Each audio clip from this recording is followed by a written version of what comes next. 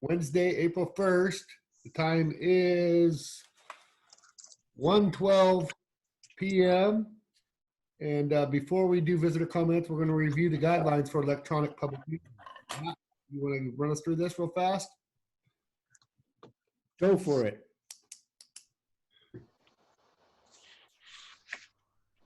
I didn't hear that. Sorry, Mayor, can you repeat that? So you heard me call it the work session to order, right? Yes. Okay, and then we're going to review the electronic guidelines before the public comment. And I'm going to turn it over to you to go through these guidelines real fast. Okay, thank you, Mayor. Thanks. So all of you should have where you can have two different views on Zoom. I'm going to go through this pretty quickly. You have a speaker view and a gallery view. You also have the chat function that does send chats directly to me. You are not allowed right now to chat with anybody in the meeting. So Margaret could not chat with John. Kathy could not chat with Councilor Topaz. So we turned that off for people. If you want to speak during public comments, there is a raised hand button or a yes or no that you could mark on your participant list if you want to speak during public comments, and either myself, Lisa, or the mayor will unmute you to speak. I think that is about it. Councilors, when we get ready to go into executive session, I will need you to tell me or Lisa who you want in that executive session, and we will create a breakout room for those particular participants, and the remaining members should either disconnect or they will be sent to a waiting room where they cannot see or hear anything that is going on. Okay. So, and just real quick, before I hand it back to you, Mayor, everybody is muted to speak other than the city councilors, myself, and the city administrator, John Walsh. If you do want to mute yourself, councilors, you can on your own device. And I believe that is roughly it, Mayor. Okay. So I know Patrick Berkeley has got his hand raised, and I see down here manage participants. Do I hit that? Yeah, you can. If you want to hit that, that will bring up a list of everybody. Okay. And specifically on Patrick, Yep. you can select unmute Okay. if you see that. I do. So Patrick, go ahead and select that. Oh, unmute. Right. Yep. And now Patrick has the ability to speak and everyone can hear him. Okay. Open for public comment. Patrick Berkeley. Hello. Hi there. Patrick Berkeley, St. Helens. You may grant the unmuting. I know you can hit the button to shut me off. Anyway, I'm here with my Russian tortoise, Chewy, and just wanted to give kudos to the city council, to all the administrative staff, all employees for the way that you have responded to these trying times. I think your efforts are going to make a big difference for the health and safety of our community. And I also just want to give a big shout out to Public Works. My wife and I got to walk along the new Street boardwalk yesterday, and while practicing social distancing, it's really nice to live in a community where we have a lot of open spaces, like now hill down at the riverfront, down at Cormorant Park.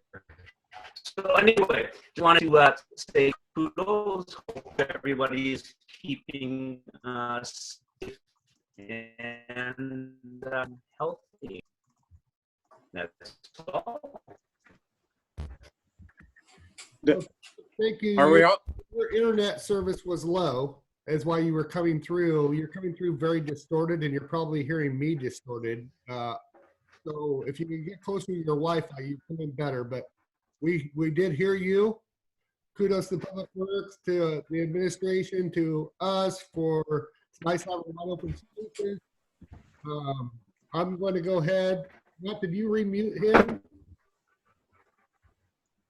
I'm sorry, Rick? Can I go ahead and remute him, or is he already? Yes, you can go ahead and remute him. Okay. Patrick, thank you for your public comment. It's good seeing you, my friend. Okay. Is he muted now? Should be. Yes, he is. Okay. Any other public comment? I'm looking for raised hands. I don't see any. Let me scroll up. You see any other, Matt? I do not see any other public comment signals. Me neither. Okay. So next item for discussion is IT feature upgrades discussion. Matt. Well, there was probably some comical joke somewhere in here about doing this on Zoom. I wanted to quickly, hopefully quickly discuss with the council a issue that we are starting to have with our CenterLogic contract. As you know, we had some IT issues earlier with the city. We have brought in a second, third, and fourth party to take a look at our systems because we had a professional company come in and do an assessment on when our city got hacked, as well as an email hack that they're still going through to ensure that everything is safe and ready to go. So that has brought on some questions, as well as trying to work with CenterLogic over the last few months on fixing some of our network issues that we have currently at the city. It has become increasingly frustrating for myself and our IT specialists to continually try and work with CenterLogic. And what I am recommending to the city council is that we end their contract. That was just recently signed a few months ago, back in December, January. There is a 30-day waiting period, and there was a company that responded to the RFP, More Power. Some of you may remember Paul from the St. Helens Computer Store. He is part of More Power now. And myself, Kathy Payne, our city administrator, John Walsh, and our IT specialist, Darren, have met, Darren and I have met multiple times with More Power, and we've had one meeting with John and Kathy, and I'm happy to let John and Kathy discuss what their opinions were on More Power. But we would like to move forward with a contract with More Power to bring back to you at the next council meeting to change services for our IT. Part of that discussion was fueled by a need for our new network that we have to build.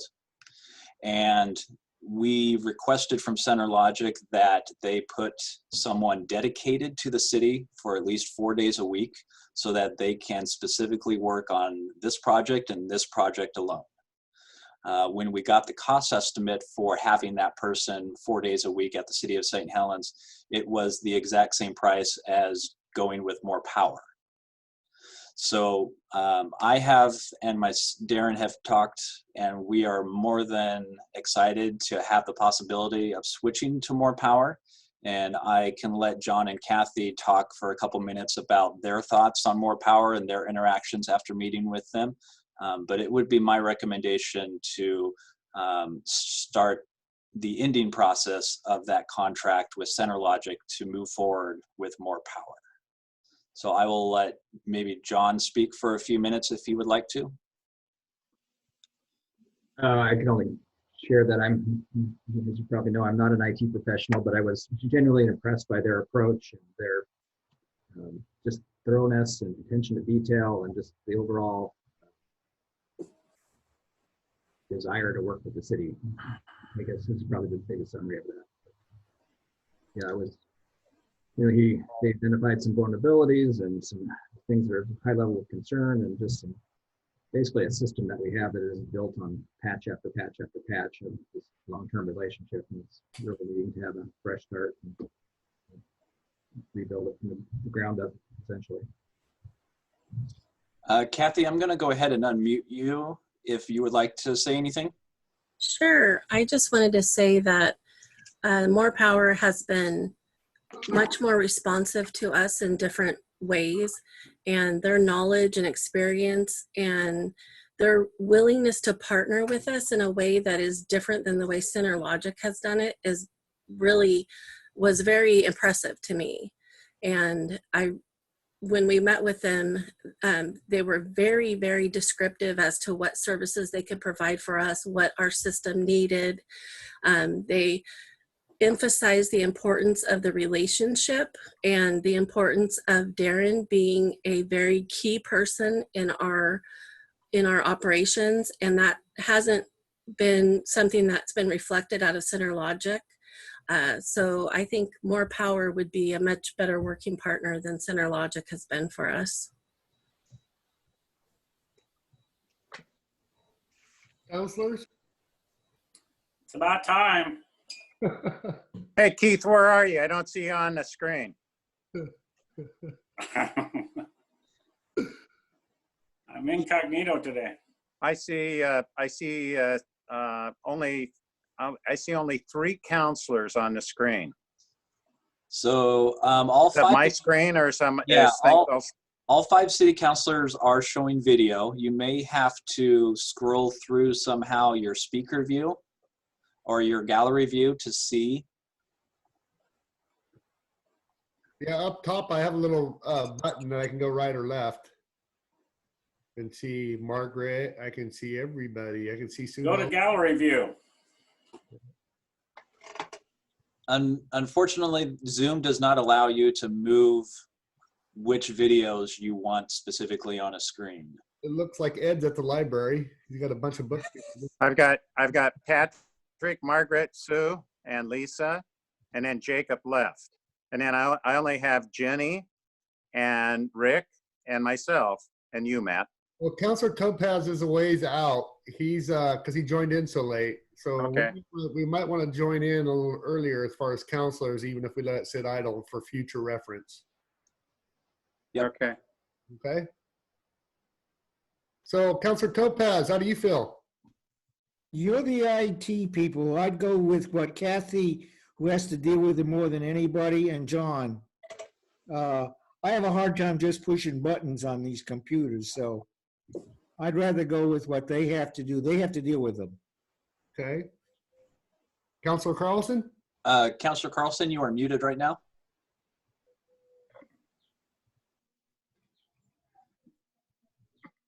Are you there, Jenny? Ginny, you need to unmute yourself. right. There you I go. did. There you go. No, this is, it's been an ongoing issue for the whole time I've been on council, that they've just been non-responsive, not working as a team. It's like, it's way past time and now with the video meetings, we need to be on top of this. And, it's clear from the last 6 years without video meetings that CenterLogic wasn't meeting our needs. So I think that More Power is closer to being local. They're used to working in our community. I have done work in a previous job with them, with their office in Rainier, and been very happy with their work. Okay. Council President Morton. Yeah, I'm going with Kathy Payne's recommendation. That's a good staff recommendation. Okay. And FYI, Jenny, when you hit your mute button, you got light on your face, and until then you were just a dark shadow. I don't know. Yeah. If you did that. Okay, I just for your thank you. Okay. So I concur with everybody else, Matt. So I believe I do need a motion because this is a current contract with the city of St. Helens. So I do need a motion and a vote. So moved to remove Logic's contract and renew with another company. Second, Okay, motion's been made and seconded to disband from Center Logic and move to, what was the other company? I forget. More power. More Power. All in favor? Aye. Aye. Okay. Okay, now we're going to review new job description for administrative billing specialist and rec program specialist. Matt, it's still you. Correct. So these are two job descriptions that are on the approval for tonight. We usually put them on the work session so that if you have any questions, the administrative billing specialist is the utility billing position. It has gone through a few different changes based on the current staffing levels that it is right now compared to what it was a couple years ago, some of the additional tasks that were added to that job after we lost our front office specialist at the city. So we reviewed the job description. It has been approved by the union. And so this is basically just a title change. There is no salary change that is going along with this. Do you have any questions on the administrative billing specialist position? Hearing none. The recreation program specialist is a regular part-time position. This may be discussed more during the budget year. What I have put into the budget right now is a 0.75 FTE. So it is not a full-time person, but it is a 0.75, which is roughly about 30 hours per week on average. We have several employees that work normally throughout the school year and the summer, and they average roughly 20 to 30, sometimes 40 plus hours per week, depending on what programs we have going on. So with the rec program continuing on for at least the next couple years, because an employee is averaging over 24 hours per week, that does make them eligible to be a union member. So this recreation specialist position signifies that union position, as well as offering benefits. And this is something that is put into the budget for next year at a 0.75. I have a comment under physical demands. It has a weight limit of 35 pounds. As I remember, males under federal rules are 50 pounds, females are 25 pounds. Has that been changed? Not that I am aware of, although that is not an issue that was brought up, at least by the union, and I believe that was just copied from a previous job description. I'm happy to research that and change that if it is necessary. That, as I say, just because the federal male, female labor laws, that be something I think should be checked into. We can definitely go back and change that as needed. That is something that is usually pretty standard on most job descriptions that we have. Okay, as I say, and the feds may have changed theirs also, but as I remember that, those two numbers as being different. Okay, anybody else on that description? Okay, so now we're going to review ordinance vacation, a portion of Umatilla Street right-of-way. Jenny, Yeah, can you guys hear me okay? we can. Okay, my internet can be a little spotty, so if I start to lag out, I can try to remove the video too, but so this is an ordinance on for tonight's regular session. This was actually a street vacation that we held our public hearing back in August. And the reason we didn't go straight to ordinance was because they needed to move their water meter to the new presumed property line. And they completed this back in December. So we're now just moving forward with the ordinance to actually vacate the right of way, which was approved in August with that stipulation. So are there any questions about that? This was Ted, right, over there on 13th in Umatilla? Yes, that was Ted Callister. Yeah. Would have been nice to have a map with this, Jenny. The ordinance does have a map tonight. Okay. Yeah, it's 13th Street and Umatilla. It's 15 feet wide along Umatilla, along their property line. The purpose was for a shed. Yep. You did all the right steps. And the other, yeah, right. And he also accommodated Public Works request to put in a large gate for access because there's some utility infrastructure in there. And I know he was very appreciative with Public Works working with him on moving the water meter and through the whole process. Okay, so any other comments? Nope, we're gonna let you go right into your Okay.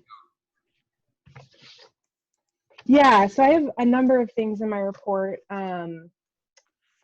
John and I have been working on a number of PSAs for tonight's agenda. So I'm just going to go through my report here and chat a little bit about some things. So the first one is the food banks project is moving forward. Their building permit has been submitted for renovation. So I just passed that along to Public Works. So Sue should get that soon, and then it'll move to the building official. And then our 5th Street Trail, as Patrick noted during visitor comments, now has the boardwalk constructed. The decking is just about done. If you haven't checked it out, it looks really cool, and I'm really stoked with how easy Public Works has been to work with, and Roger really took this project on, and I'm really pleased with the results. So that's exciting. The first PSA I want to talk about is for assistance with a build grant application. So we have a contract on for tonight to work with Kittleson and Associates to assist with our application this cycle. If you remember, we worked with Alta Planning and Design for the previous 2 cycles. Because of how we're shifting the scope to focus more on the street connection, we thought going with a traffic consultant that we've worked with on a number of other planning efforts was a smart call. Are there any questions about using Kittleson for this effort? Just to summarize, they'll be helping us with preparing a cost estimation for the build grant. There's a cost benefit analysis that the feds require as part of the application. And they're also going to help us prepare a site plan that shows exactly what road improvements we're hoping to fund. I think it sounds great, personally. Any other counselors? Moving forward. Cool. Okay. So you'll see that tonight. There's also an update to an Alta Planning and Design PSA for assistance with 2 different Parks and Rec grants that we are preparing next week, or they will be submitted next week. They're helping us with a site plan for the first phase of what we're calling the St. Helens Riverwalk. So it's a combination boardwalk and trail, and Alta is helping us prepare the site plan for that so that we are a competitive application and a cost estimation for this first phase. So you'll see an update to that. Are there any questions about that? So is that going to start off the park there, or where's that first phase? Yeah, that's a good question. So the first phase, we're starting it. We don't know exactly where in the park it'll start. Obviously we're hoping to fund as much as closest to the ramp as we can, but until we have actual construction documents, we won't know the exact starting point. But our grant proposal shows it starting basically at the ramp, the dock of the or the boat ramp. Would there be in-kind donations work for part of that grant? Is it a matching grant, or what is the deal with it? Yeah, great question. So there's 2 different grants. We're applying for $500,000 for each grant, and both have an approximate 50% match. So we can use the grants to match each other, So that's, you know, $1 million if we get them both. But we also need to have a plan in place for if we don't get one, how are we going to match at 50%? And it can be a combination of in-kind and cash. Cool. Because we have a lot of interest in helping out with our downtown park area. We'll get together and talk. Yeah, and if we can use volunteers for site preparation and removing blackberries or grade work, that would certainly help the money that we do get go further. Absolutely. Okay. Yeah. So that's one contract you'll see tonight. There's also 2 to apply to those grants onto that. So no surprises there. Are there any other comments about that? Awesome. Okay. So the last agreement contingency TIF projection update. You're starting to lag a little bit. This has become even more relevant. Oh, okay. Yep. Let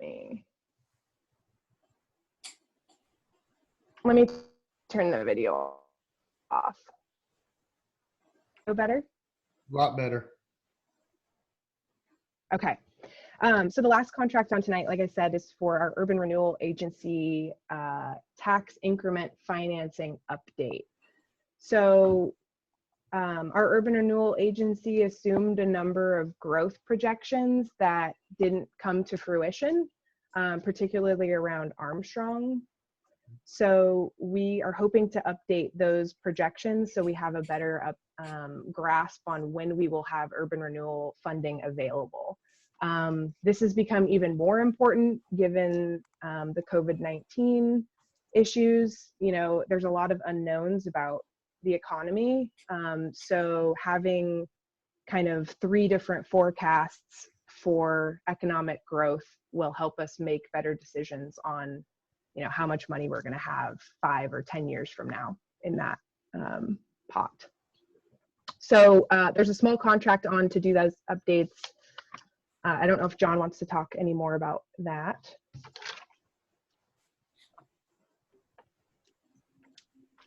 John Walsh, are you there? I'm here. Yeah, I was looking away for a moment there, but so It's for you, John. I guess, I seen him up running. I guess I'd defer back to Jenny to see. I mean, we do have a couple of personal services agreements for Kittleson and for the work with the Urban Renewal Agency, updating the financials on for tonight. Yeah, so that's kind of it for my report, unless there are any questions about any of those. It feels like a lot, but I'm happy we're still able to move forward in this crazy time. Any other counselors? I'm making my cup of coffee. Okay, thank you, Jenny. All right, thank you. Okay, now we're gonna review dedication deed to public from St. Helens Place Apartments LLC for property off Matson Street. Jacob, did you join us?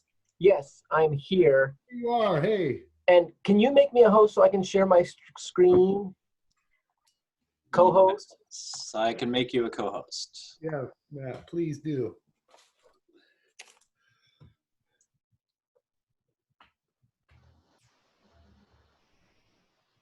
You got it, Jacob?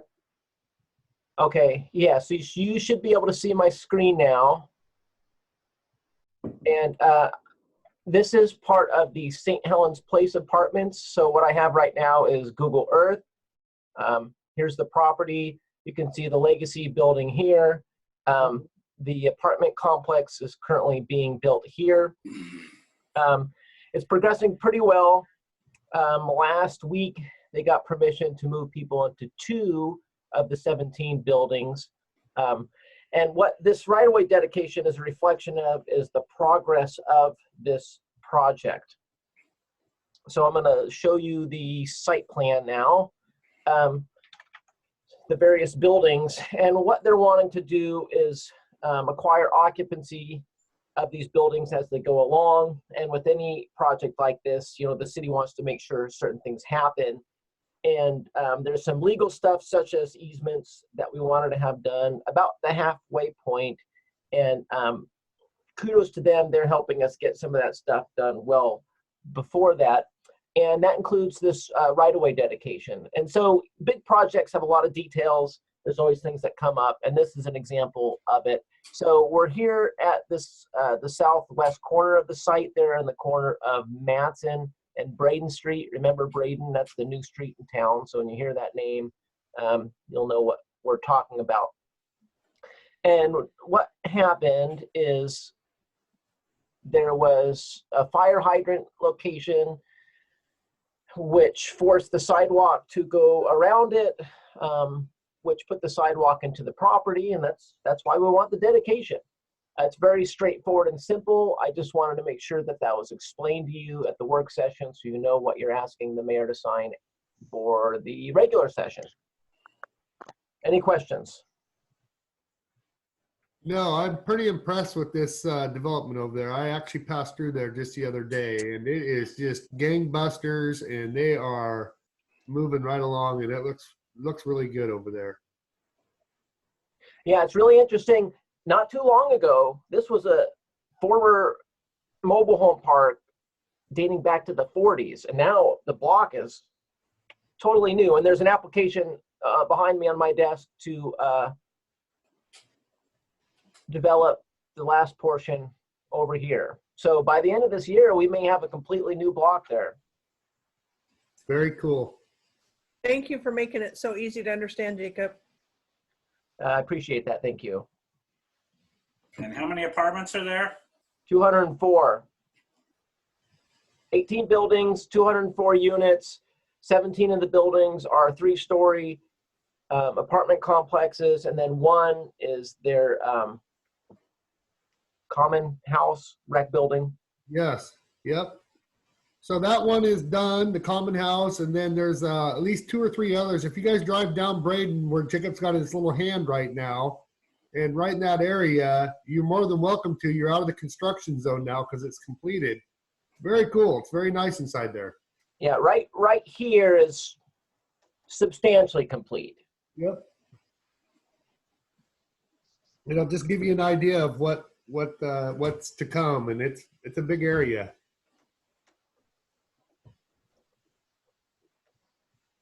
Okay. Thank you, Jacob. Yep, you can mute me and rob me of my hostmanship. Matt, you want to be on that? I'll just let you share the. I'm doing that right now and getting Sue unmuted. Okay. All right. Hi, Sue. Who's still looking at the map? Yeah, I'm working on it. Okay. Okay, Sue, we're going to review annual recommendations to adjust Cascade Reserve allocations. Yeah, this is also a pretty simple one. We do this every year. It's usually at the end of March, the beginning of April, after the Technical Advisory Committee has met, which is the wastewater staff of the wastewater treatment plant and staff from the Cascades facility, and they review the use of the secondary lagoon and determine the percentages that are used for the primary treatment, which is the city's treatment, and the secondary treatment, which is combined treatments. And they make an adjustment every year to the amount that Cascades will pay towards the secondary treatment. This year, it stayed almost exactly the same as last year. Last year was 79.8%, and for this past year, which is the projection that they will pay for the coming year, that percentage just dropped slightly to 79.2%. So virtually the same, considering we've seen a lot of ups and downs over the last several years. This stayed fairly constant. I would say that's primarily due to their clarifier being back online. But again, this is just the typical allocation adjustment that we make every year, and it's part of our use agreement with them. Sounds pretty simple. It is pretty simple. Okay, anybody else? Pretty straightforward. Okay, then we're gonna get a department report from you at the same time, I guess.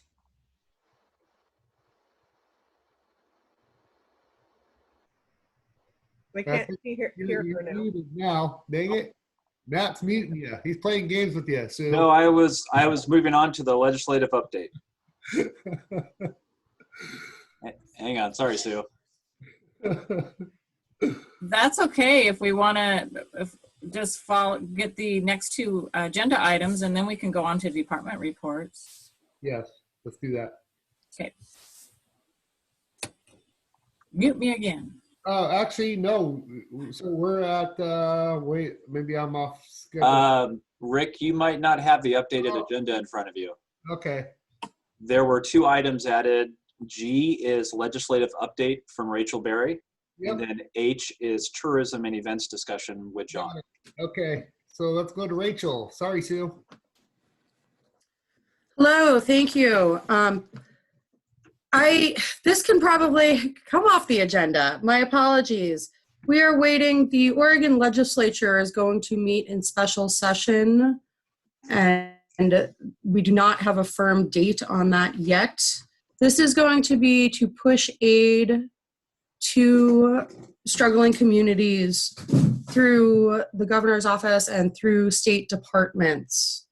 There will be a legislative ask from the League of Oregon Cities just to make sure that we can continue our operations.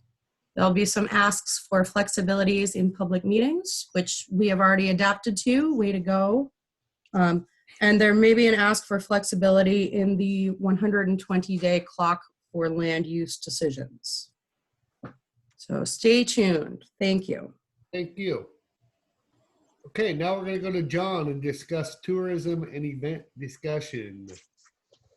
All right, I'm going to ask Matt to unmute Tina on this topic, and I wanted to check in on just tourism and events. There is actually a fireworks contract is on the agenda.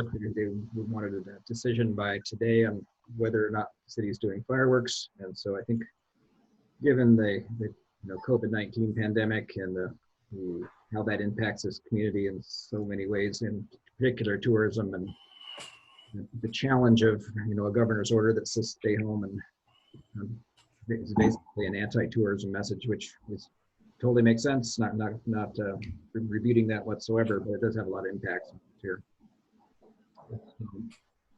I think Tina, if you're on, you may want to just talk about.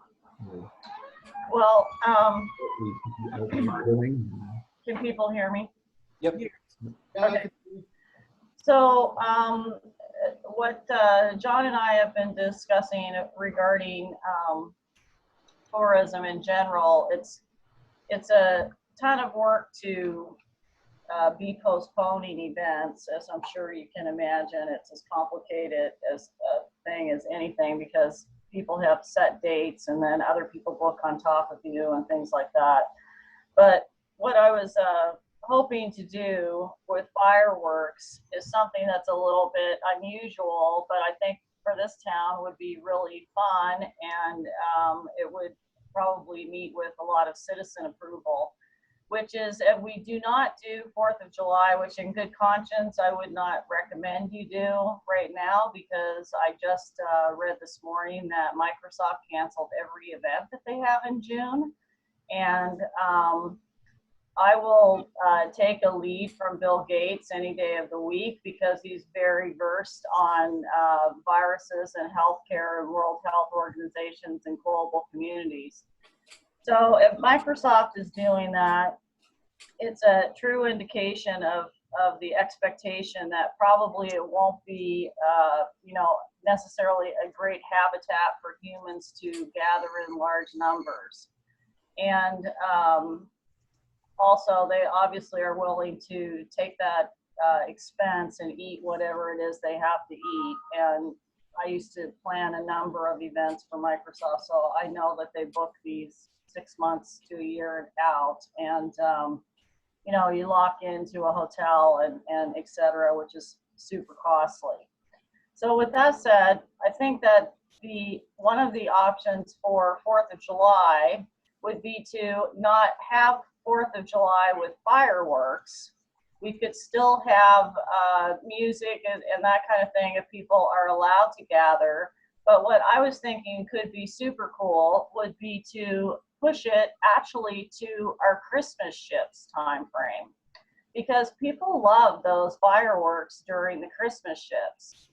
And if there's other events in the county that are going to go ahead and do fireworks, I haven't heard anything about them doing them or not, but they're close enough that it's not a big drive if they did want to go see fireworks someplace else, and it was possible.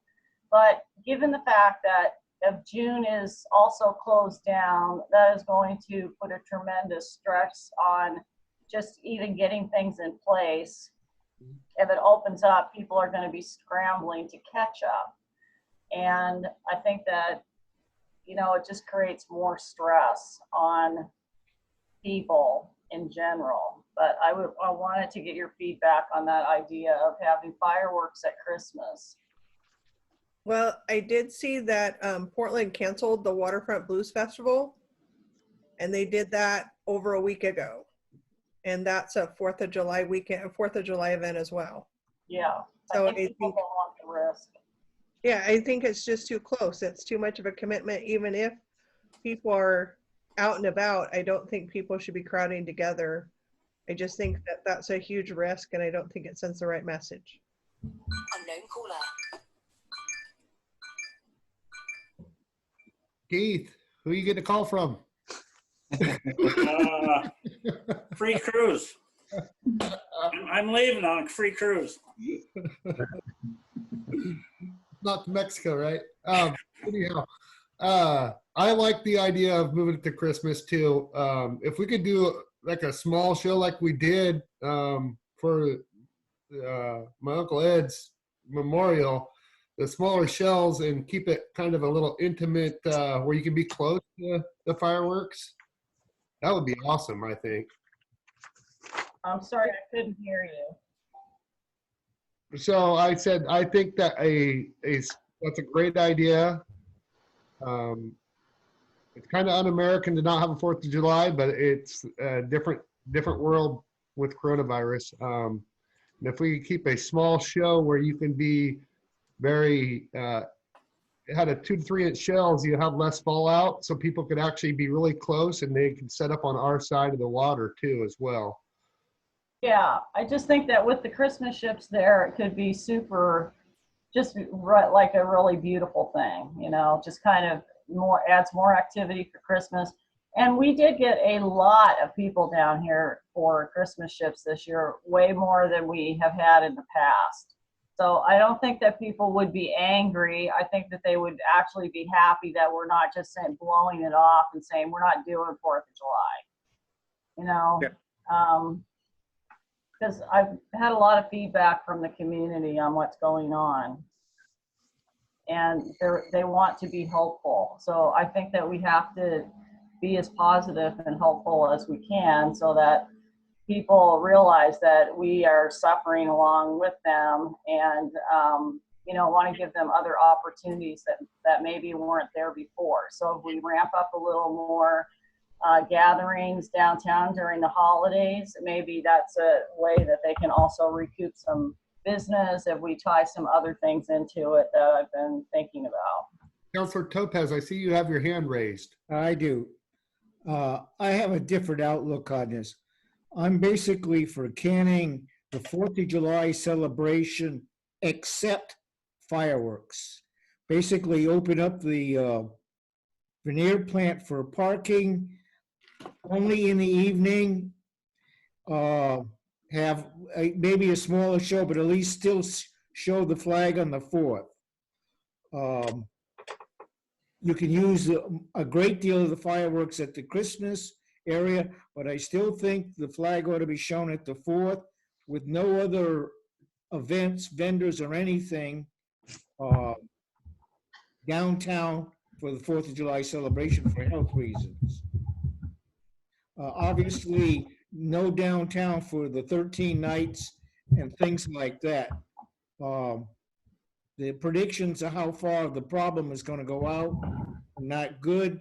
The other part of the situation is with people out of work, they're not going to have cash to spend maybe for even till Christmas. So I think we ought to look at disaster in all forms, but at least show the flag to some extent with 4th of July fireworks, whether they're on land or on the island, that's to be determined.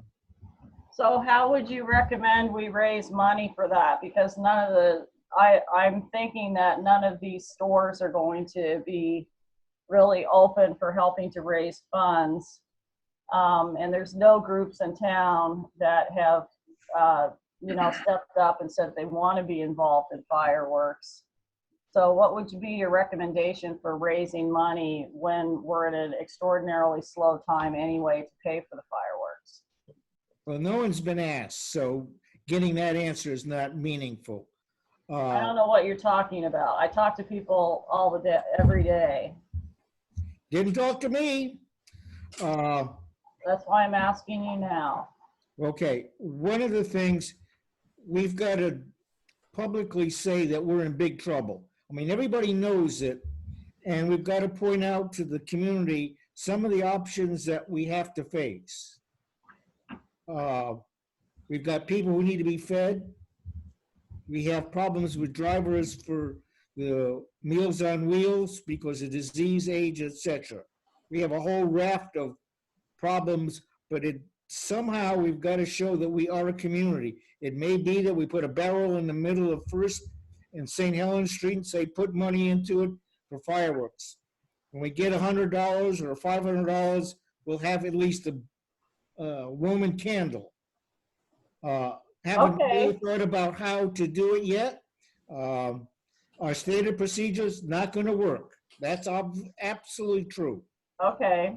So well, I don't know what you guys feel about that, but I feel like if citizens want to step up and collect money at a few designated places for fireworks and stay in their cars and they raise however much money, then, John could potentially do a fireworks buy for that much money. But the problem is that typically we don't know how much we're going to raise, and then we are too late to order the fireworks. yeah, so that's the issue at hand here is we have a deadline to order the fireworks, and then they also want like a deposit down, or they want it all down, but it's going to be pretty hard to project all that. What is the drop dead? I guess the question for Western would be, what is the absolute, with this day and age, extension as far as the last day that we could actually order fireworks for the 4th? The other thing, Rick, is they may not be able to put their workforce together. They may be in lockdown also. I guess we have to find out what conditions, as you say, last drop dead date, and can they even possibly work? And the money raised would not go to waste, because if we decide we cancel 4th, it will go towards the Christmas ship. Correct. That sounds good. Well, what's the drop dead date, John? I know they gave you one. Well, I haven't had that specific conversation with them, and this contract's set up for the 4th of July. If it was going to be on Christmas, we would want the latitude probably in the contract to make that call, whether it's the city's call or we're still operating under the governor's order about assembly and things. Yep. To be able to move the show to a date that we want. December 12th, it's the Christmas ships. the backup date. I suppose the fundraising issue is challenging because a lot of the work that E2C does is packaging, and there's a lot that goes into it, and it's even in the best of times it's difficult to raise the funds to cover the expense.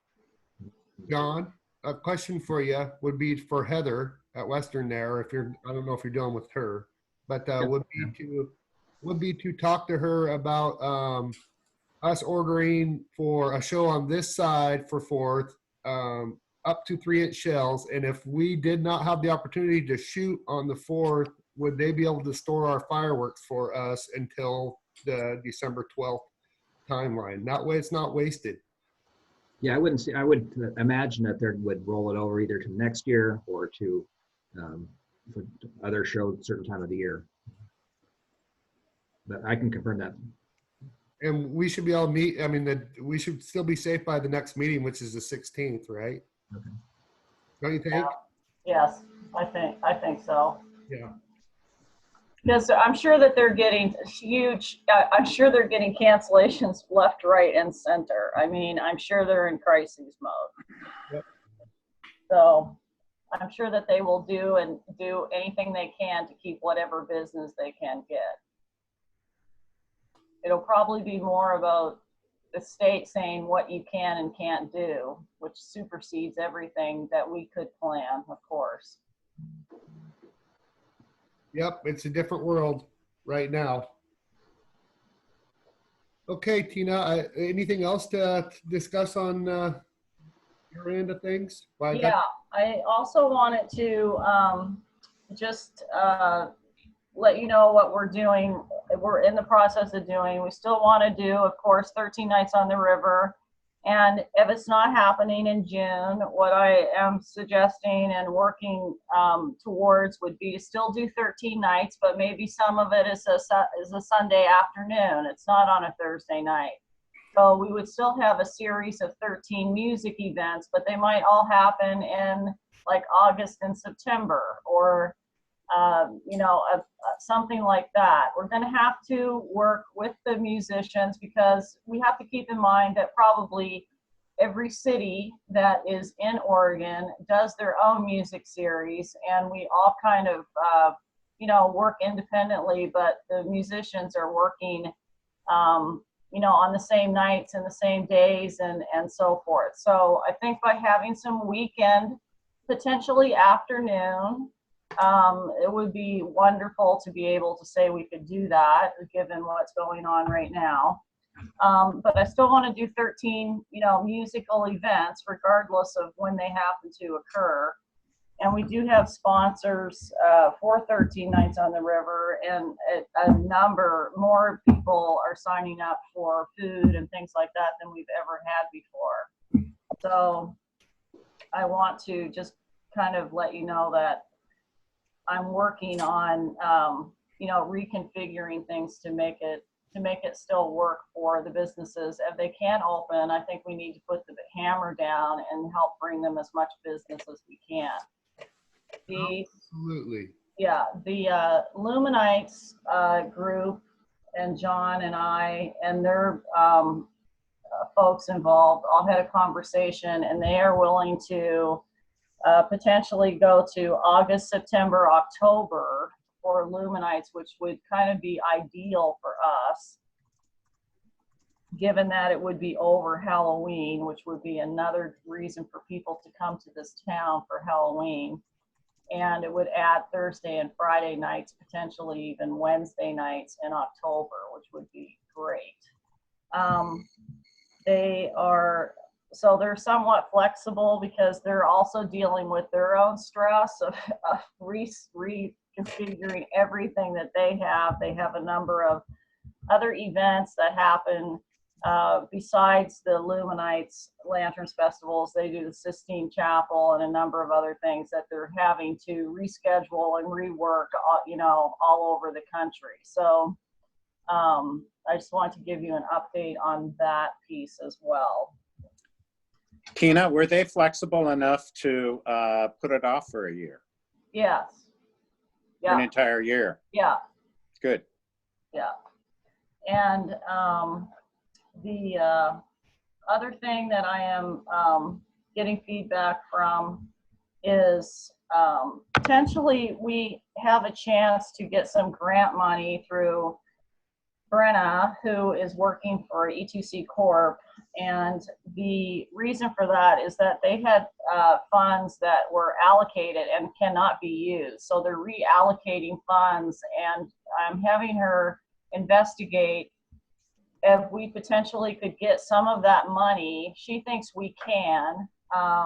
So I'm having her dig into that a little bit deeper because there's lots of paperwork involved. But I'm sure that they probably do have some extra funds hanging around because they're not able to spend it on events and you know, other projects that typically would be going on during this time.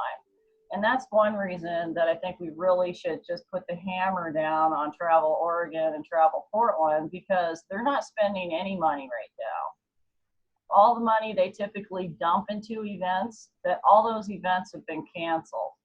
So they have got to have some extra funds. Even if they allocate them for the next year, they're not doubling the amount of money they're going to give them next year. It'll be the same.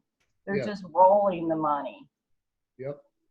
So I agree with you, Tina, and I think we just keep watching this thing closely. Your job, especially being community orientated, I know that you're drawing from outside, but it also is community based. We're going to need events like these are going to be vitally important to re-kicking off when we're allowed to finally get back out to normalcy.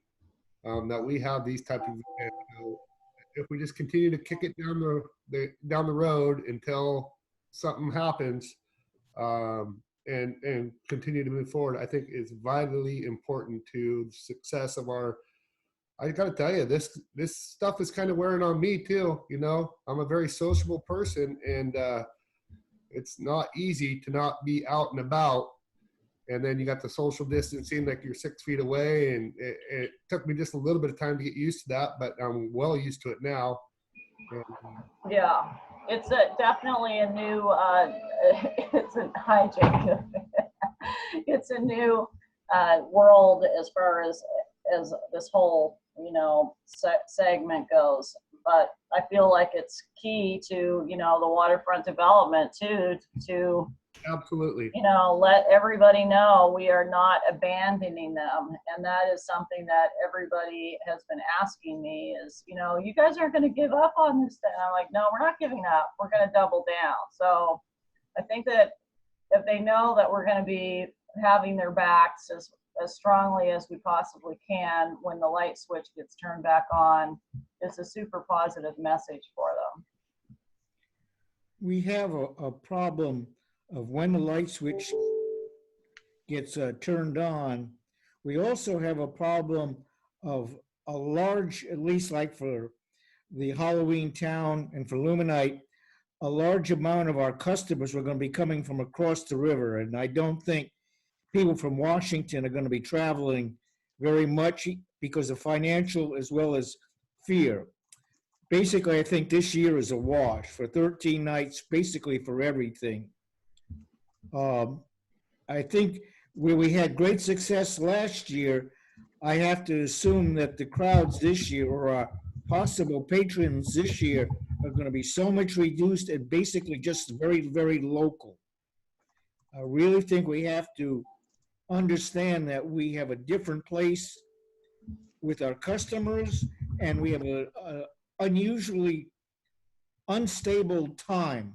We don't know when we can get started.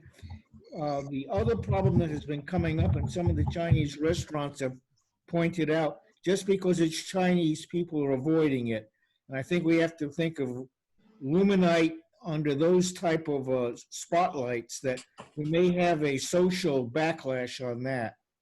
I disagree with that. That's un-American, by the way. I know it's not American, Rick. That's what's happening, unfortunately. Well, that's unfortunate that that's the way you view the world. Again, even if it is locals, our citizens deserve to have a sense of normalcy, and the events are part of our normalcy, have been for years. Being a part of this council, I hate to hear those kinds of words that seem to be ethnic biased. It saddens me that this is even coming up. Well, I mean, I guess I'm kind of putting it through the filter as it is out there in the news.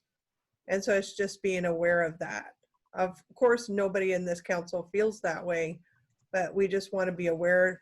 But I definitely concur with the mayor, is this council needs to lead with the flag of hope and rebuilding and coming back from this and not giving up. And, I do have, I can't tell you, it's very bizarre, but in a way, but I think it's probably because people are kind of locked inside and locking themselves inside, is that we are still getting a lot of emails and messaging asking what weekends they should plan on coming. And I mean, so I really think we can't make a prediction like that, and we shouldn't make a prediction like that. We have to, just do what's sensible and logical as the timing allows, without creating panic and fear in people and saying, we're just going to close everything down, screw it. I don't like that attitude, and I find it really detrimental to the community at large that does want to have a positive outlook, a sense of camaraderie, welcoming people when they can be welcomed back, and just letting them know that, hey, we have been through this and we're out the other side. I think people will come out and spend money, and I think that they will travel when the light switch is on. I'm not saying I know that it's going to happen, but I say that when that does happen, they're not going to stay in their homes. They're going to come out and they're going to want things to do. And not every sector is being affected by this. There's a lot of companies that are not affected by it whatsoever. In fact, they're having heydays out there right now. So we can't judge the entire economic sector by a segment of the community that we all love and cherish, which is restaurants and places that we like to go and gather. The big heavy hitters in town are not closing their doors. Intel is open, Mentor Graphics is open, Nike is open. These guys are all open for business, and they are huge catalyst factors in this community too. So, and I like that we are further than 3 months out. As far as even 4th of July is 3 months and 3 days out. So we don't know for sure right now where we're going to be in 3 months and 3 days. We're not talking about events that are happening in a month or 2 months from now. We're talking 3 months out. Right. Okay. So we're talking 3 to 4 to 5 months out. Halloween Town is what? Probably, I guess that's 9 months. No, 6, 7 months. 6 months, 6, 7 months. Yes. So there's still escape time. Yes. Yeah. And we have to just be reasonable without panicking. I mean, we have to just be firm in that we're not going to panic. I think panic is not the order of the day. Of course, people panicking about paying their bills without us adding to the fury of what that incites in people to say we're just shutting everything down. I mean, with the lens of keeping our community safe. Absolutely, because we don't supersede the law. So, there's always that. Okay, Tina, good work. And I think you do put pressure on Travel Oregon and Portland and see what you can. Yeah. See what you can do there. Yeah. Okay, thank you. Thank you, Tina. Okay, department reports. We're going to do Administration Community Development Department report. Rachel Berry? Or John? It's probably usually I'm the closer here, but if you want to start with me, I guess we could do that. Well, that's the way it reads on my agenda. Yeah, there's a written report in the packet there, reference to it anyway. So this the COVID-19 pandemic's really blurred out a lot of productivity from my desk anyway. There's just so much moving so fast, and some of it we'll talk about a little bit later. But we're still actually having the public not at the counter. As you know, the city hall offices are closed. It's off by appointment. We've done a lot of things to ensure public safety by the workers, by staggering shifts and doing, just spreading apart, complying with the order to social distance. You're really taking that seriously. And the temporary policy that we adopted actually requires that as a condition of continuing to work or work at home or one of these kinds of scenarios. You still need to be safe as possible according to the CDC guidelines. We will be, continuing to work on that. There is some things to talk about as far as the emergency order and how it expires on the 9th, so there'll be an extension that we'll talk about perhaps here in a little bit. And but it's also been a good quiet time. Jacob, I know, it's kind of a mixed blessing about how productive it's been, not having the counter and the phones ringing to be productive and getting plans out the door and getting caught up. Building's been super busy. The apartments drive a lot of that activity. And, Mike's doing as many as 20 some building inspections a day. So that's. I'd like to give a shout out to him, just not to interrupt your report, but he is really working his tail off, and he needs to be recognized. And what we do, but just so the rest of the council knows, this guy has been slammed, and he has been doing a phenomenally good job out there for us. I think everybody just needs to hear that we really got a good hire there. So.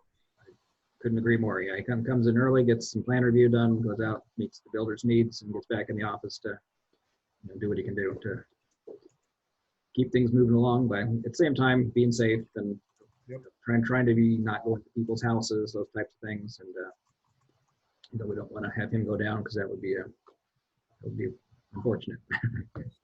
So I've talked with the city forester on the Brett Keller about the harvest, and he has all the bid documents ready to go. He's a little questioning the market condition right now, so I've asked him to stand by, take a look at that for a few weeks to see what's going on here. I agree. Yeah. I think everybody else does too. Right. It's uncertain times usually don't do positive things for markets, so probably timber included. So, but we'll continue to keep an eye on it, and maybe that it ends up being favorable in the fall or something like that. So another thing I wanted to check in on was, so we have some application process for the Public Works Director position. We have a handful of applications. The position was created, or it was announced as open until filled. I know your comfort level in proceeding in a forum like we're talking right now. We have the HAL 9000 voices going on from time to time. And if you want to postpone that off a little bit, personally, I don't feel comfortable about a real strategic hire that's without meeting them in person kind of thing. So I would suggest we keep advertising it and postpone it until things settle down a little bit. Okay. Yeah, I agree. 30 days, 45 days. Probably 45. I'm okay with that too. Okay. We need everybody else though. Okay. Okay. Well, we will look into that. Everything seems to be moving along. So we didn't have the opportunity. John? Yes. John? Yeah. How many out-of-state applications do we have on that compared to local? I have not actually seen the applications. I'd have to defer to Kathy on that. Kathy, I have you unmuted if you would like to speak. Okay.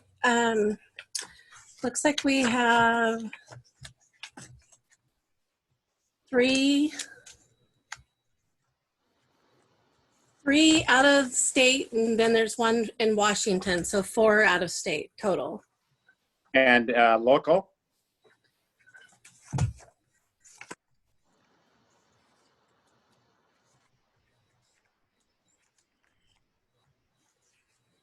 Four.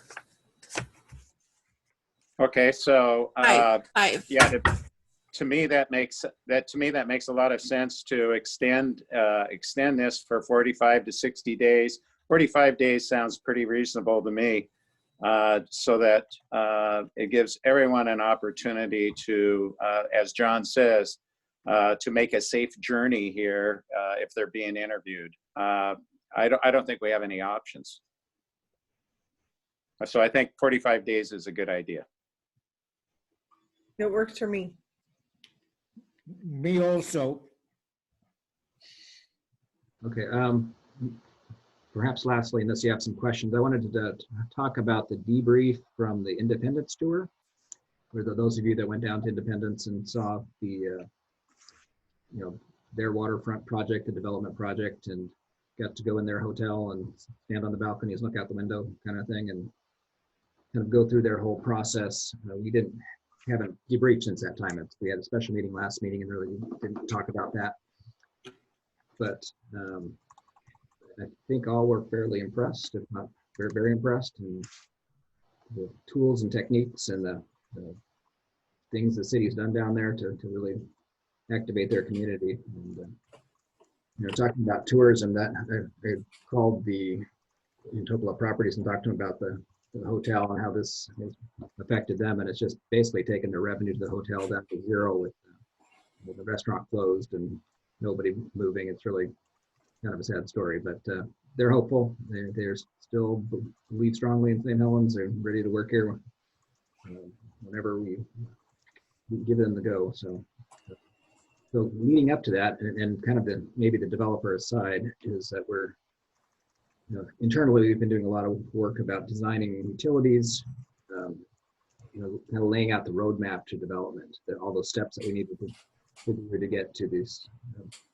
And the biggest piece of that is defining the right of way. So we need to know where where Strand connects back to First, and we need to know where Plymouth connects to First Street, and the radius curve that'll take in order to design water and sewer and stormwater facilities and the like. And Toccola had shared their revised proposal that had the mixed-use building in the first phase.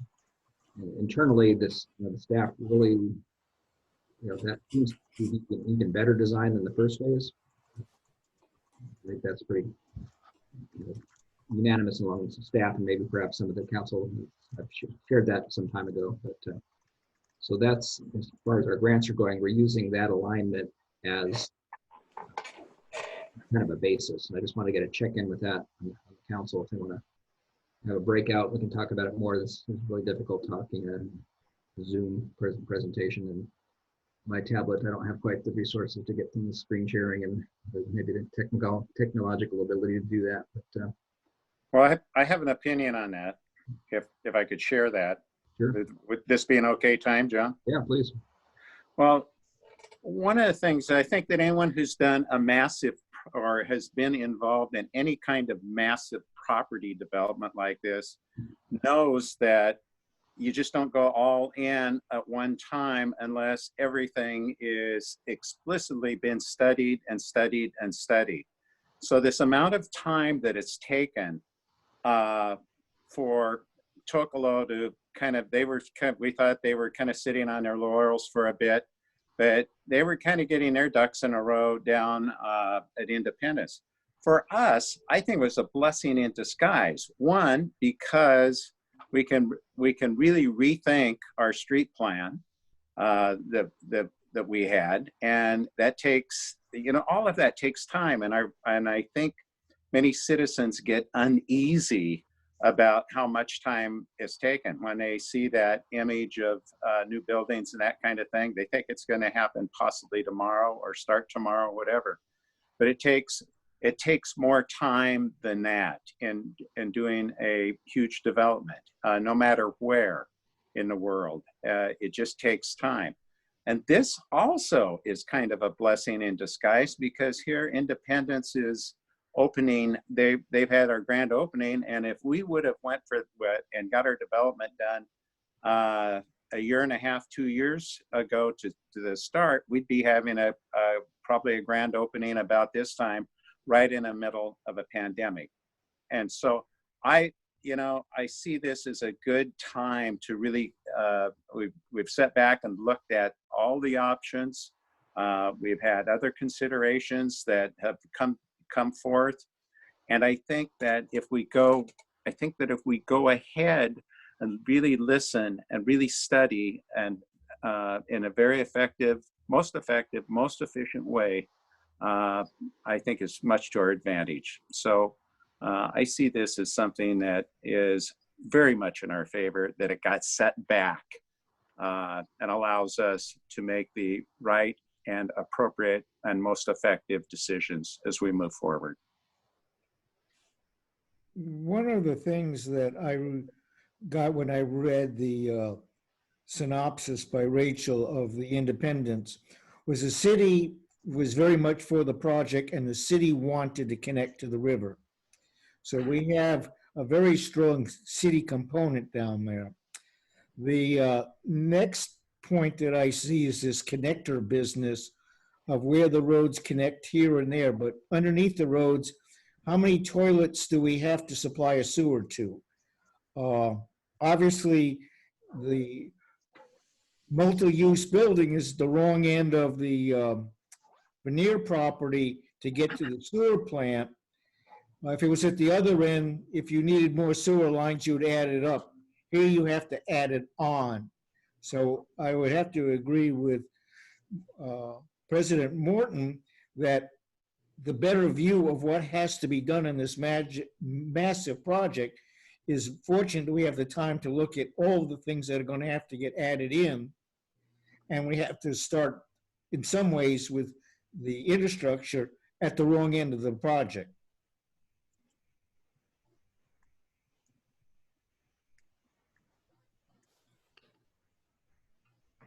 It's your turn.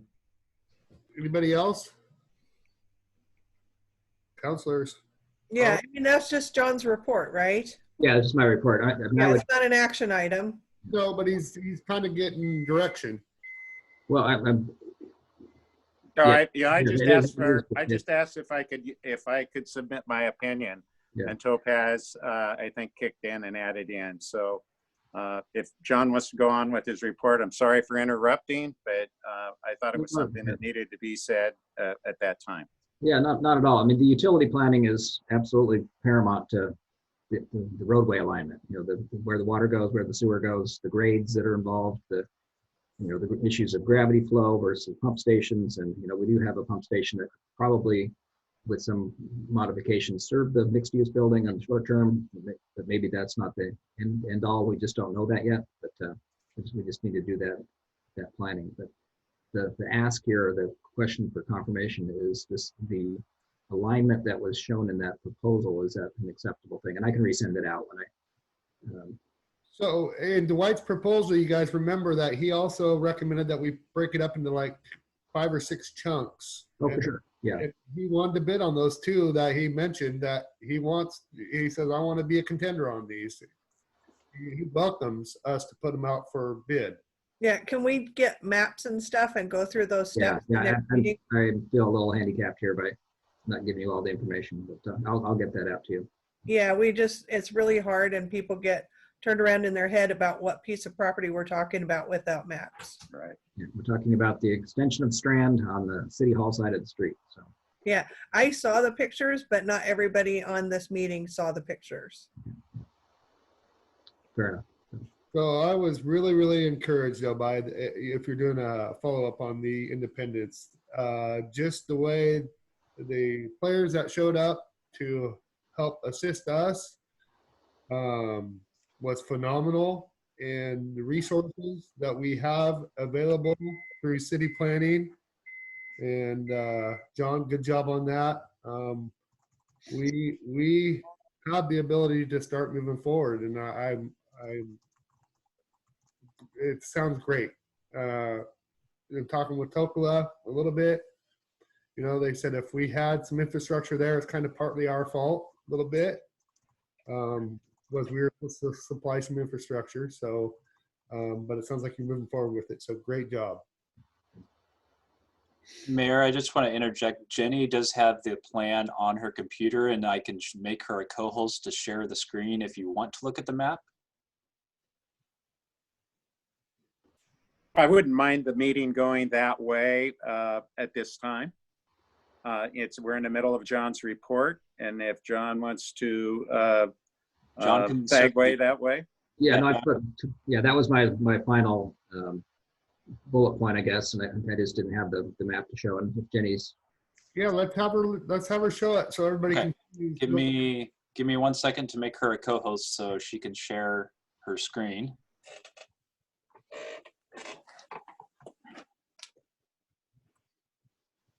And Jenny, let me unmute you. Okay, Jenny, you should be unmuted. Can you guys hear me? Yes, we can. Okay. Can you see the map? Yep. Okay. So I think this is the alignment that John was wanting to confirm. And it looks like the hotel, was that maybe, continue to go down further a little bit? Yeah, so there's the lots. They recommended, is it 4 that I see there? 4 lots? Yeah, and I wouldn't focus too much on these lines. They just kind of drew them in to show that there are other additional development lots. Sure. But definitely like number 2 and 3 could be very potentially really close. 3 for sure. I mean, 2 for sure. Because we know there's sewer and stuff right there. Everything's really close. That's what I'm encouraged about. Is right here on Strand, there's water and sewer, and right down here on First, water and sewer. yes, I mean, and we're really talking about that, that building block that's on the non-water side there, correct? Yep. Yes, that's correct, John.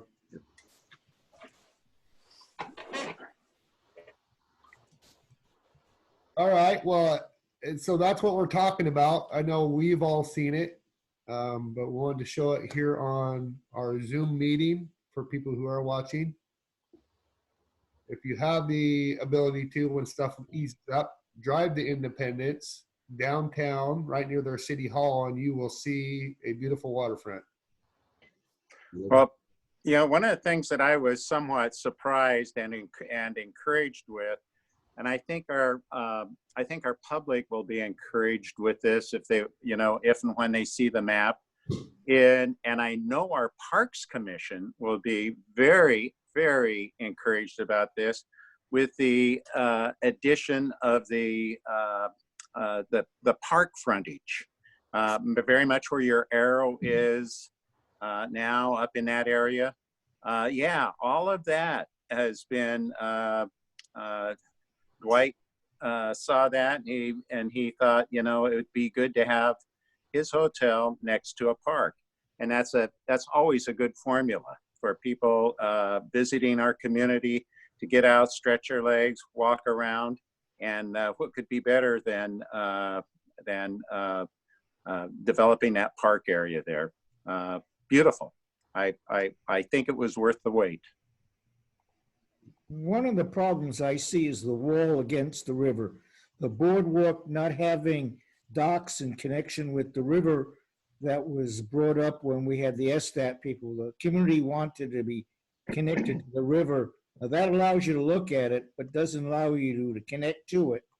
And as I remember also, this contractor wanted to go into the lower units as far as multi-use housing. And I remember the community did not want a whole lot of condos on this piece of property. I have reservations. The hotel looks good, but I have reservations about the boardwalk. The roads look good. But then down at the end, we've got that sewer plant we're going to have to deal with. Not really the place I'd like to have a high-priced condo or a high-priced hotel is next to a sewer plant. Well, Mr. Topaz, Doug Morton, and I couldn't agree more with you. It's a very good point, but I also think that we need a starting point for a plan. And just getting a boardwalk in would be a great an amazing starting point. Those boardwalks, like in the city of Vancouver, can expand over the water. It can do a myriad of kinds of things that have happened in other cities on their waterfront. So I kind of see this, Steve, as more of as a starting point for the contractor who's contracting to get into this, to start his development, to get going. And this is how he's going to start. And hopefully it can build from there, especially on the boardwalk, like you're saying. And especially to give us time to work with the sewage plant to move it to another area south of where the paper mill, Boise paper mill is, and the grow operation and Cascade Tissues, move it south down by in that area, away from livability in the city. I just think that all of this is in the visionary stages. But my point is where does a developer, when he comes to town, has got $42 million to spend to throw at this development? Where is he going to start? And we can certainly have talks with Dwight in terms of where this can all go and other factors. And we do have all of those public opinions. We haven't thrown them away. They're on the shelf, and they can, anytime that we want to revisit those, we can. But somehow they've got to get paid for. And that's my point. Where's the money coming from? Well, right now, we've got a developer who wants to spend $42 million, and to say no to him and say, no, sorry, you don't have the things we want on the walkway on our waterfront. Sorry, it doesn't measure up. So I do think that we need to get started on this, and I think that's the important point that I want to make, is that not everything is in there just the way we all wish for, but at least it can be a starting point. Well, I just wanted to follow up, since I did do the outing and the walkthrough. This is a conceptual rendering. It's by no means any kind of build arrangement. Both the city planners and the developer, in separate walks, as I walked around the facility, said, no, we worked together. This was the design at the beginning. That didn't match the community, and this didn't match the hotel. That they worked together at every single step to make it work for everyone. So this is a rough drawing that somebody did on their computer. This is a concept. And all we're talking about is moving forward with infrastructure, which is the first step. The problem I have, I like the possible design, because they penciled in that the hotel wouldn't make money. As a developer, they would only make money if there was the condos beyond that. And that's the part that scares me. I think this is a great start. But if we have a developer that won't come in unless we commit to him that he's allowed to put condos on the rest of the property, that's the thing that I'm most worried about.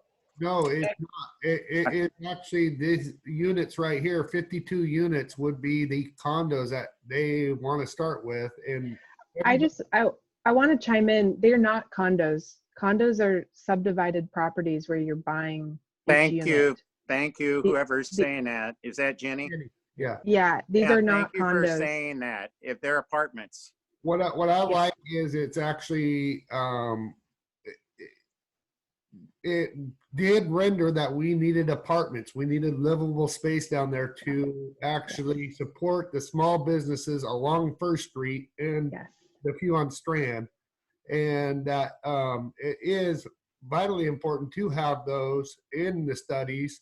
And this isn't about, I didn't design this, Councilor Morton didn't design this, Councilor Topaz, you did not design this, Jenny Carlson did not, Keith Locke did not. This is what professionals have.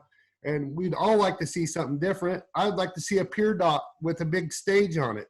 I would like to see a few other things different. But you know what? My opinion if it's gonna hold the project back, is useless when it comes to wanting that pier dock that's very expensive. Well said, Mayor. Okay, so if I could recap, what we're talking about, what we're not talking about. We are talking about road alignment. Those two, the darker gray ones. We're not talking about Yes. negotiating agreements or parcelization or anything like that. We're just trying to get the alignment to work on the next phases of the infrastructure. We're looking at that V road. That's it. And the reason Well- that matters is because of the build grant and all the transportation number inputs, all that matters. You know, that it helps build us numbers to put And into if I could add a little bit here. So for context, the previous alignment was more of a right angle like this. But Yes. this time for the build request, we're going with this alignment and this intersection here being kind of like a gateway intersection of sorts, similar to the intersection that Sue is working on at First Street, further up here, a couple blocks. Love it. Great curve. Oh, that's a And- great and- observation. That's a great, Doug Morton, that's a great observation because from that intersection on First Street and St. Helens Street, if you take a look down First Street, you can see almost all the way down to Plymouth, or almost down to where the sewer plant is, down to the end of that. Another, where your arrow is or was on that intersection, will line up with those two intersections. I think it's very poignant. I think it will be extremely effective. Yeah, and one benefit of using Kittleson to help us with design assistance is that it'll be contiguous and consistent with the design of the other intersection. One more point I want to make is that this dark gray area is all we would need to develop in order to get this first phase of development. That's one benefit of this alignment. But if we get the build grant, if we're successful, we're going to construct this entire road all the way down to Plymouth. So, if we don't get the build grant, we can move forward on just this first phase and find financing another way. But if we do get the build grant, we will have this entire infrastructure built. So there's kind of two. Which would get the first building and the hotel, right? Well, at least it would prepare the sites to move forward with future Yes. developments. Yes. Yeah. Yeah. It would make these lots also more shovel ready because Yeah. they would have utilities and road infrastructure. Doug, I'm cheering you right now. You see your cups up, so I'm giving you. The curved road is absolutely magnificent. It matches kind of the unstraightness that St. Helens has. If nothing else going in, the road should be put in. I mean, it just fits the community. Yeah. You keep on laughing, that's what we are. No, I don't mind being unstraight. That's fine with me. All right. Hey, John, did you have anything else to report? I think you got to go ahead for Kittleson on that, is what I think I hear. Is that correct from the rest Yeah, of well, the Kittleson's on there. This is just part of it. It just makes a better refinement of our project and numbers and things. So, yeah, it's helpful. Thank you. Okay, anything else? In his interest in moving along, I'll pass. So, Okay, I think good we job. beat that one up pretty good. So, Okay, now we're going to go to Public Works Department report. Sue. Right. Hi. So I do have a couple of things. Number one, on the evening agenda tonight, you'll see a intergovernmental agreement with the city of Scappoose for public works infrastructure inspection services.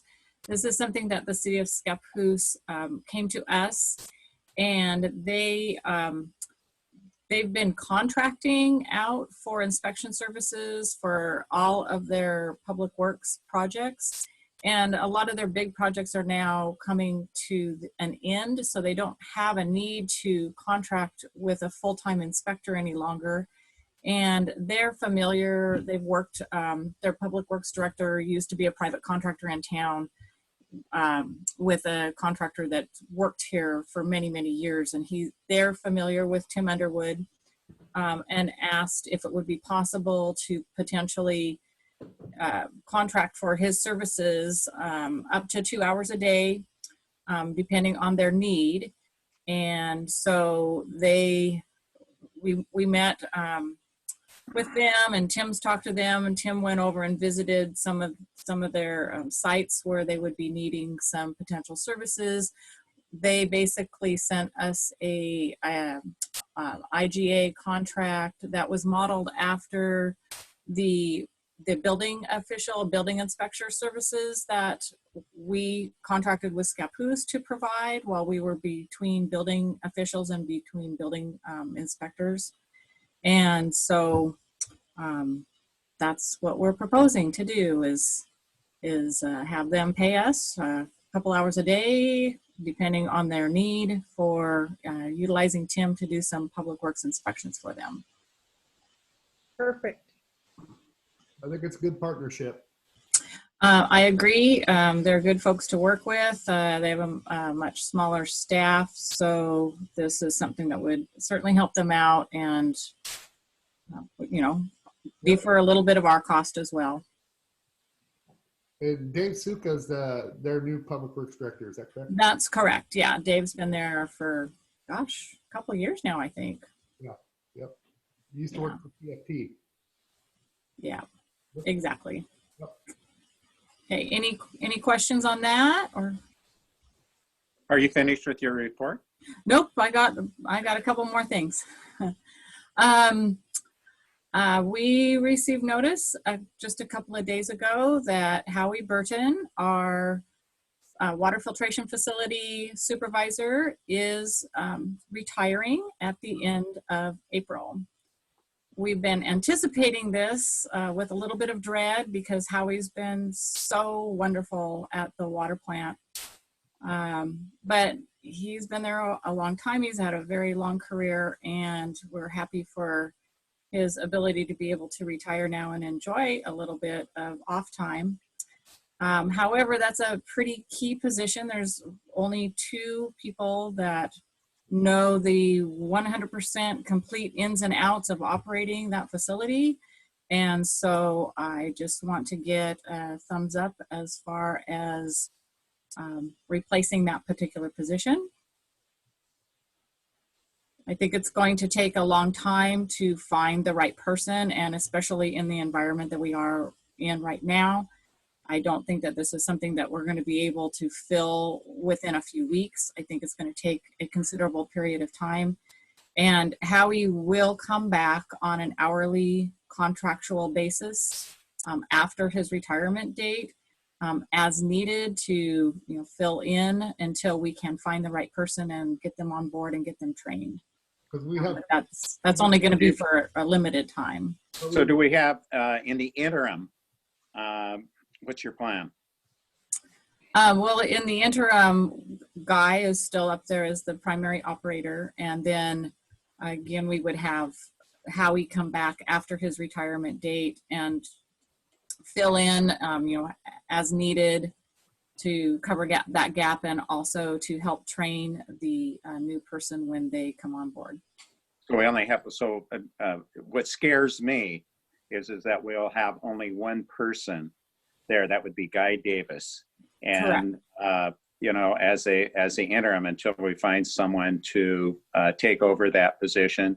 And does Guy have all the qualifications to manage that operation as an interim director? Yes, he has the qualifications to be able to operate the plant. Anybody who works at that plant as an operator is required to have a certain level of certifications with the state. So Guy does have those certifications right now. I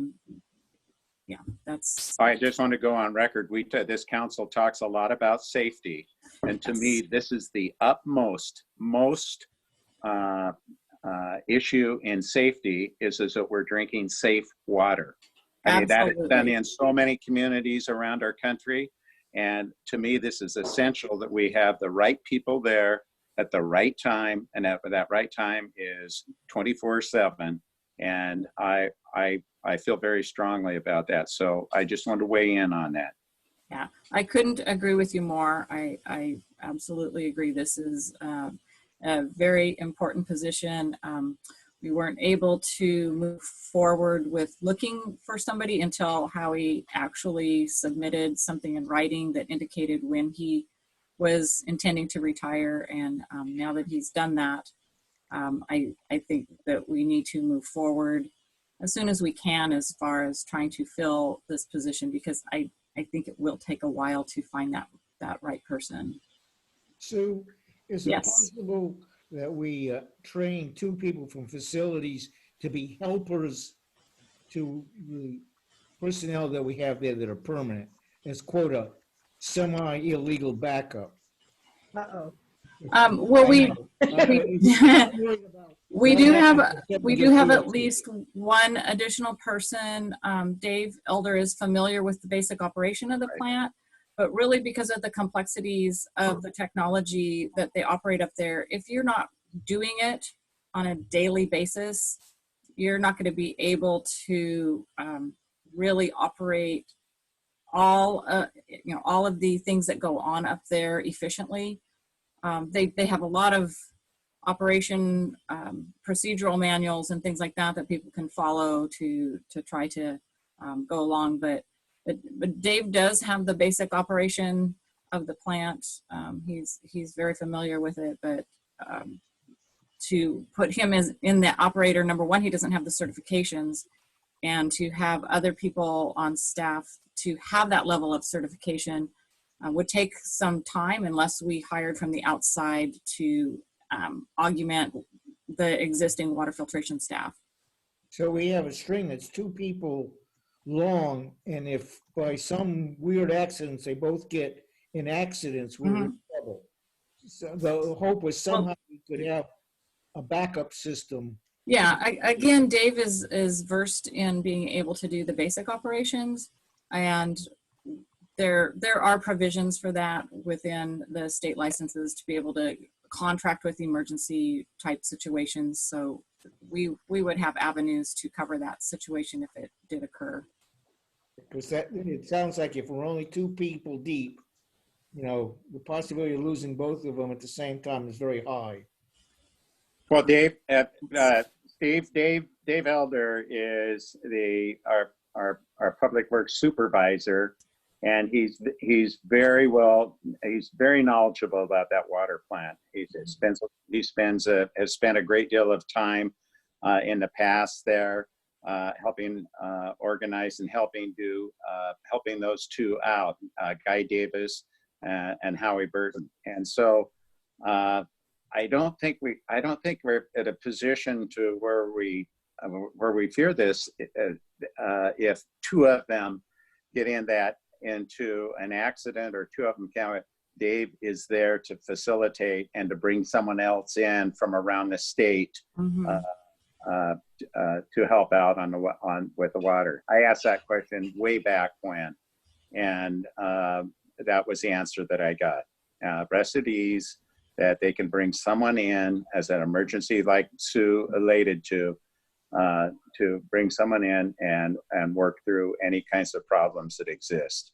So anyway, but I am concerned about just one person being there. If we don't have 2 when he retires, I'd be a little uneasy, like Mr. Topaz is. I really like to see that get going as soon as possible. Yeah. When you say a virus now, getting 2 old people in trouble is not that far on the horizon. Exactly. So, Sue, somehow have as much backup as you can. However you do it, but please have some backup system, because it isn't over the horizon now that it will never happen. Oh, absolutely. And we're fully aware of that. And they are taking precautions up there. And they, at this particular time, they are only working 1 person in the actual facility per day. The other one is at home and available to log on to their computer and be able to get into the plant operations and assist with some of those things, but there is only one person physically at the plant. Now, when that happens, which happens under normal operations, if somebody is on vacation or at a doctor appointment or or is also ill, they already have protocols in place where they have to check in periodically throughout the day with somebody else. It's typically Sherry at the Public Works office, just to ensure that they're okay. And if they don't check in at the appropriate times, then somebody is dispatched up there to check in on them. Good job. So if I could, I think there's two asks of the council here. One's to go out for his replacement, and the other one is to address the work back issue, that we move forward with the work back group. So we have the ability to contract back with him to provide services in this interim period. And sometimes that's been controversial in the past, but in this case, I think it's probably essential. Good point, John. Yeah, thanks for clarifying that, John. I appreciate that. Okay, Sue, I know you got more to talk about. There's probably one more thing, two more things. I didn't hear if this was Is that a motion or a head nod? head nod, whatever, thumbs up, whatever is needed. If Got to get the people in. Both Yeah, it's like move forward with part 1 and part 2. Okay. How is this? You guys see my thumbs? Are they both showing right now? Are both? Unfortunately, I can just see your top of your head. They're almost as big as your head. Yeah, we There we can see go. your thumb. Hey. Got it. Okay. Thank you. We thought Great. those were your toes. Yeah. We'll move forward with that. And then I just wanted to get a brief status update on the two larger projects that we have kind of in final design stages right now. The North Vernonia Sidewalk project. We have reviewed the 95% drawings and sent those back for some minor revisions.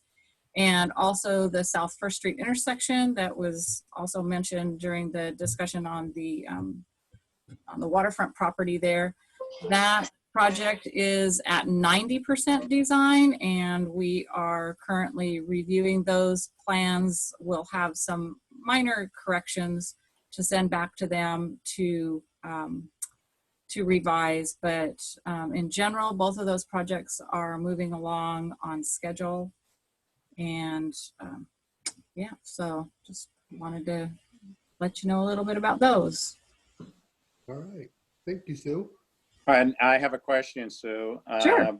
First of all, I have a compliment about you, about your in-depth written reports for Public Works. And if anyone is missing that, make certain that we go on to the agenda in terms of our meetings and all of that, and get to a point where, and I have a question about this. Where are we on it's under parks? Where are we under the park specialist replacing our arborist? And it's a specialist. Does that specifically mean arborist? It doesn't. It does not specifically mean arborist.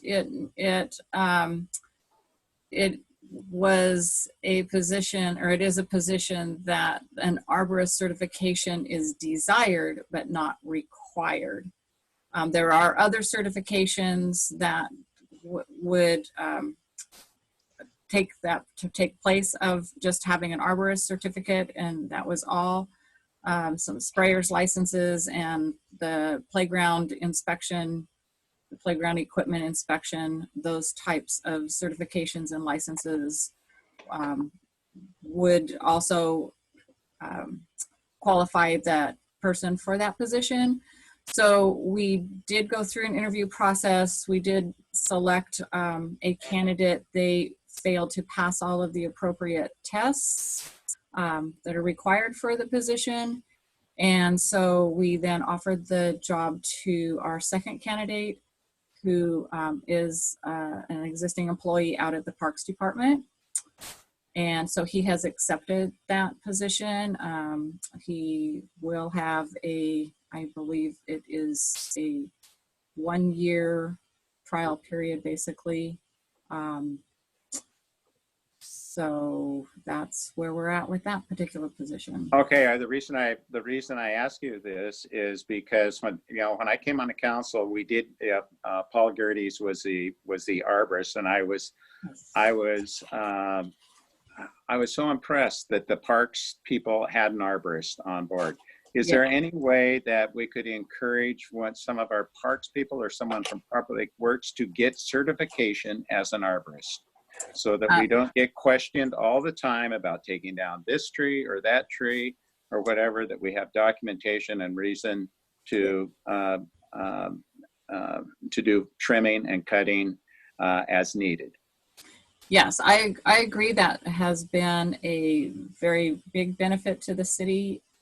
That position did not require that particular certification. We do have an arborist that we work with quite a bit that has agreed to, if we have a situation like that where we need a inspection and report written, that they've been really responsive and been able to provide that service for us for it's a fee, but a pretty small fee. So that we still have that capability. It's just not an actual on-staff person at this point in time. And we always encourage our staff to seek those additional certifications. That the arborist certification is something that this employee has expressed a desire to obtain, but it does take some time to do that with the education that they're required before they can take that certification test. Thank you. I appreciate that. Thanks Sure. for shedding some light on that. Yeah. Do you have a budget for sending your employee to the schools or the classes that he needs to become an arborist? We absolutely have a budget for that in all of our departments, because we do encourage that the staff stays current and up to date with all of the different technologies of their jobs, whichever department that might be, at the wastewater treatment plant, at the water filtration facility, over at Public Works, with all different types of certifications and trainings to help them do their jobs better. Good. Okay. Anything else, Sue? No, that was everything that I had. Thank you. Oh, you're welcome. Thank you. I've got a question. I noticed in my packet that we still have leaks in the main reservoir, the 2 million gallon reservoir. How is that actually coming? So that reservoir, it doesn't have any water in it right at this point in time. The contractor who originally performed the work on that, they have put together a proposal to us to install a different kind of liner in there. The liner that is in there, they have determined was not properly installed. It does not function correctly. So that is all on them. So they have proposed a different type of liner to install, which we have agreed upon. So it's up to them now to schedule that installation. Okay, so we've been basically with, that reservoir has been offline for about a year. Correct. Okay, thank you. Okay, so I don't have on my agenda other department reports, but I see Margaret there.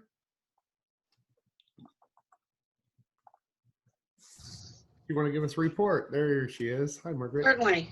I'm Margaret Jeffries, the library director. Sorry. And I just wanted to give you an update on what's transpired at the library since our closure. We've taken several actions to continue to serve library patrons. We sent out an email communicating our temporary policy changes, and that was sent to all of our patrons that have email addresses.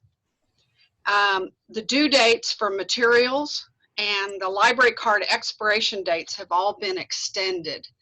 And we will be, and this means that people avoid any kind of fines during this time for overdue materials. And it also means that their card continues to function for our digital content.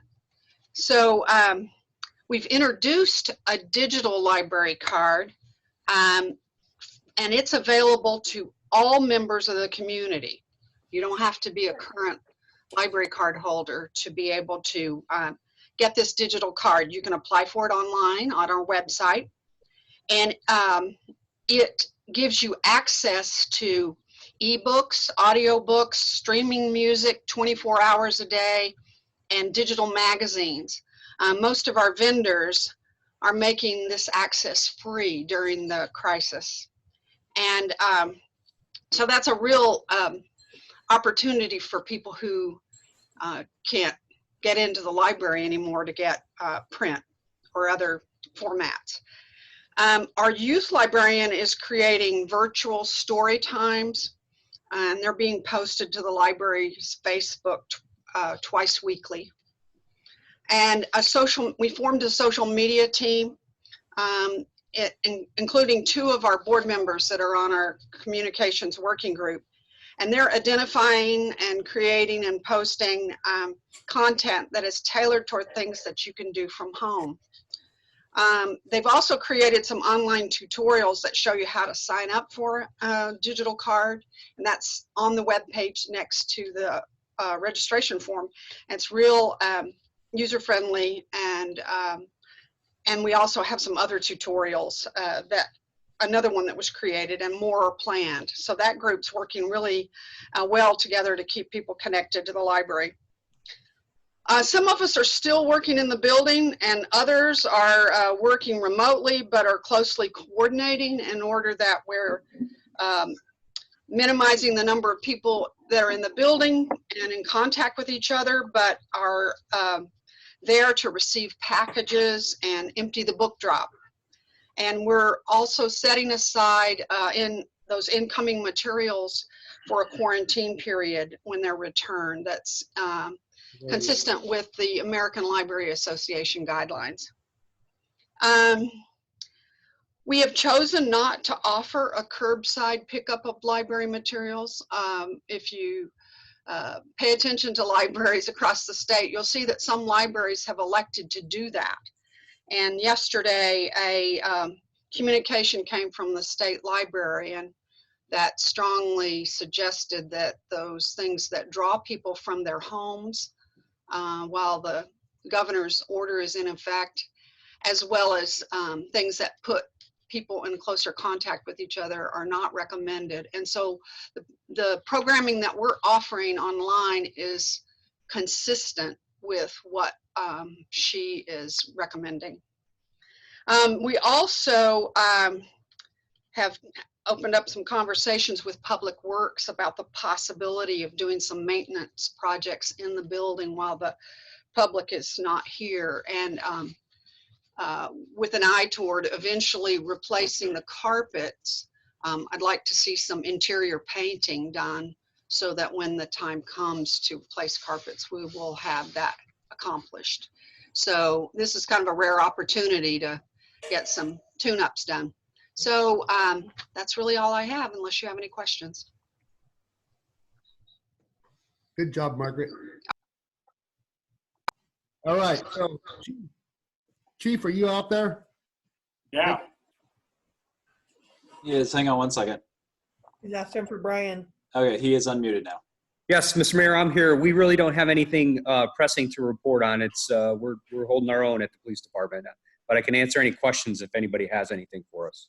Just one, are you guys noticing an uptick in domestic violence with all this social isolation? Yes, we are, and also DUIs. So we just briefed on it yesterday. We are seeing an uptick in disturbances at home, to include domestic violence, domestic batteries, and sadly, people are driving under the influence more than we have in the past. So we believe that they're drinking at home and then driving somewhere, and then we've been fortunate to catch them before they've wrecked or caused any further harm. So, but we are, the officers are out there every day, 24/7 still. We have contingency plans if we do lose some of our officers to this virus, of how we will continue to service the community. I wasn't going to speak on this because we'll all get the news, but the White House briefing this morning was that we are in for some grim times in the next 2 weeks. We lead the world in coronavirus cases, and we just surpassed with 4,000 deaths. The White House is predicting between 8,000 and 250,000 dead Americans within the next 2 weeks. So I'm not trying to fearmonger, I'm not trying to scare anybody, but the social distancing is real.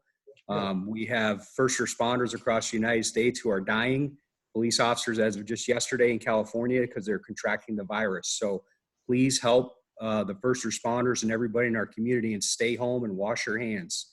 If any citizens are out there, this is something not to take lightly.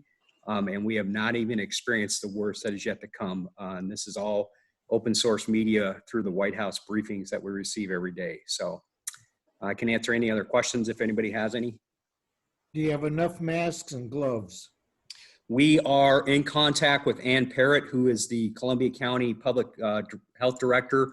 Right now we do. We have contingency plans, Councilor Topaz, to get more. But our officers are equipped with PPE, which stands for personal protection equipment. They've been instructed on how to don it, when to don it, and we are monitoring our officers daily for any types of symptoms of this virus. And we have a contingency plan to deal with that, the officers. We've been in contact with Sheriff Pixley on a routine basis, and we're augmenting each other's staffing if necessary. So again, our goal is to mitigate this as much as we can and continue to serve the community. Hey, Chief, Doug Morton, are you satisfied, and is everything okay with you in terms of your standard operating procedures for disinfecting and cleaning your facilities and your cars? Are you okay with all of that at this point? Councilor Morton, no, the truth is, we do not have the cleaning material or the staffing to properly disinfect the workplaces and the vehicles. We're doing the best we can. Sadly, we're not the only agency facing this. There is a shortage of proper cleaning equipment, but I feel that the other steps we're taking in mitigating public contact, handling incidents by phone, social distancing, limiting the amount of contact our officers come into, that we can keep our officers safe the best we can. But there's just nowhere to get the hand sanitizers. There's nowhere to get the cleaning disinfectant. Like I said, the state of Oregon is getting FEMA response with the equipment, and our next step is to check in on cleaning materials. But again, we kind of battle, if you will, against so many other agencies, not just law enforcement, but medical and fire department. And I'm all for the medical staff getting what they need on the front lines. We'll work through it, and we'll all come out of this the better part of it. My thoughts are certainly with you. I had a comment for the chief. Yes, ma'am. Is it true that with the lease agreement, they're no longer sharing patrol vehicles? This is first I've heard of it, Counselor. Well, I thought that was why we moved to lease, is that they wouldn't all be sharing the same 4 cars.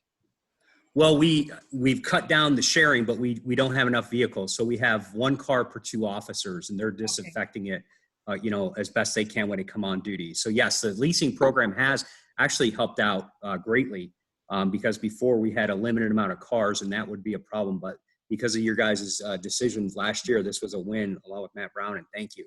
So yes, we don't have enough to give everybody the individual car, but the reality is we still take people to jail. They still get in the car. So we just have to work through those issues. Now, is it your job to order your own supplies for sanitation, or is that something that someone else does? We order it through the police department. And with the contracted person, there is a supply, but that's just toilet paper and soap.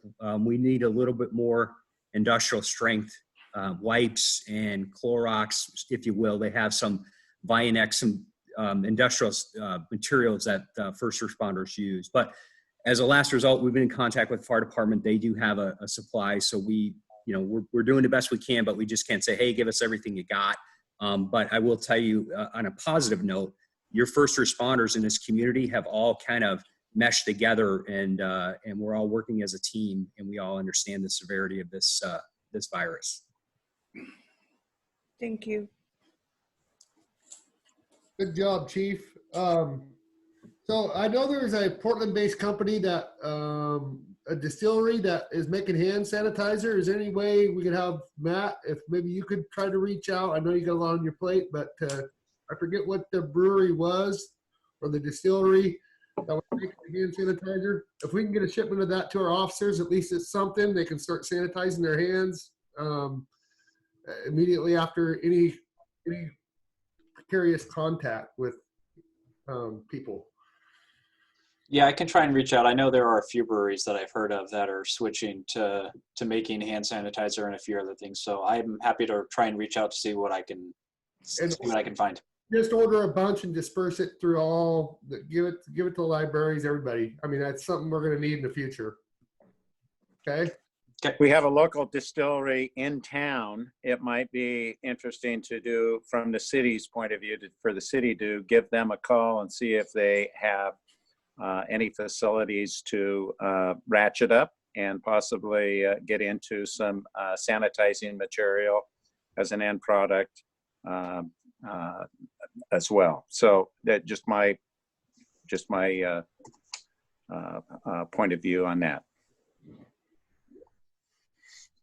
Anyhow, thank you, Chief, for your report and good work. And tell the guys we're with them.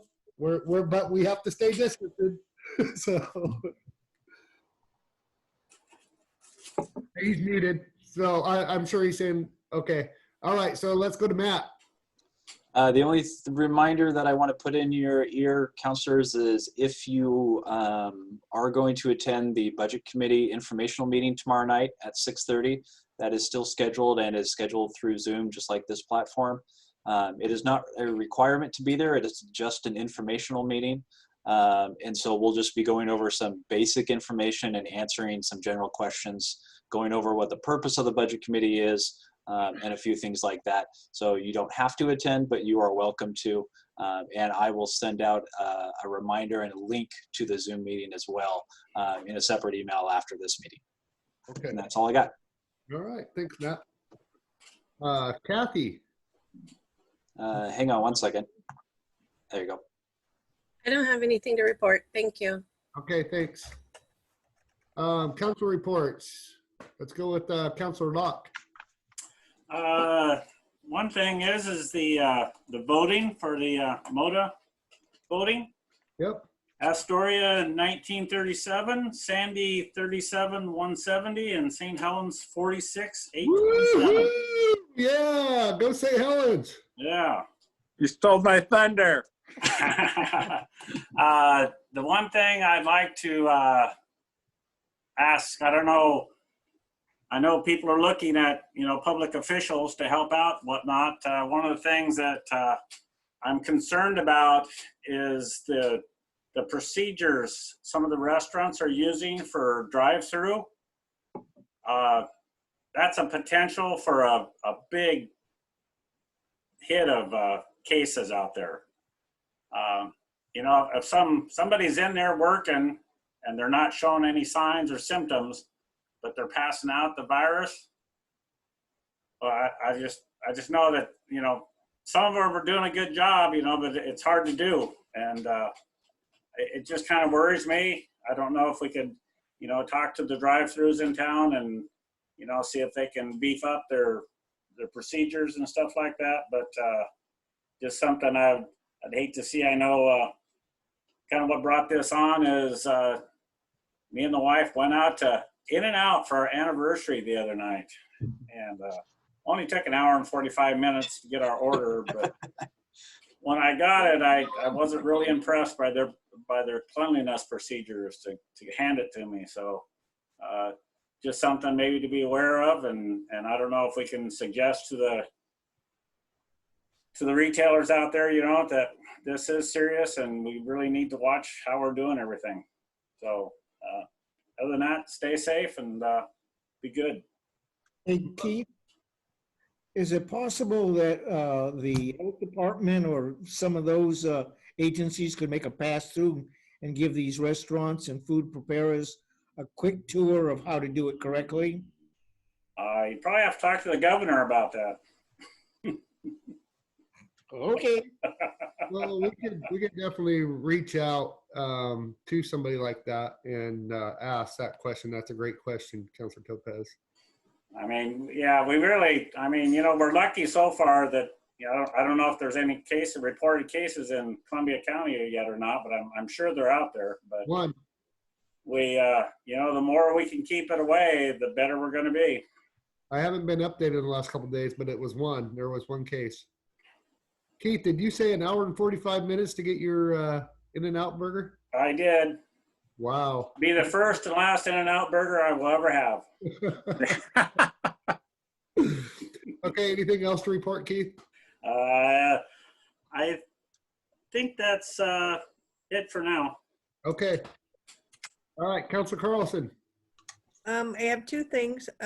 Because I have students, as the mayor also has students, I'm very encouraged with the outreach that the student body, that the school team has been putting out there.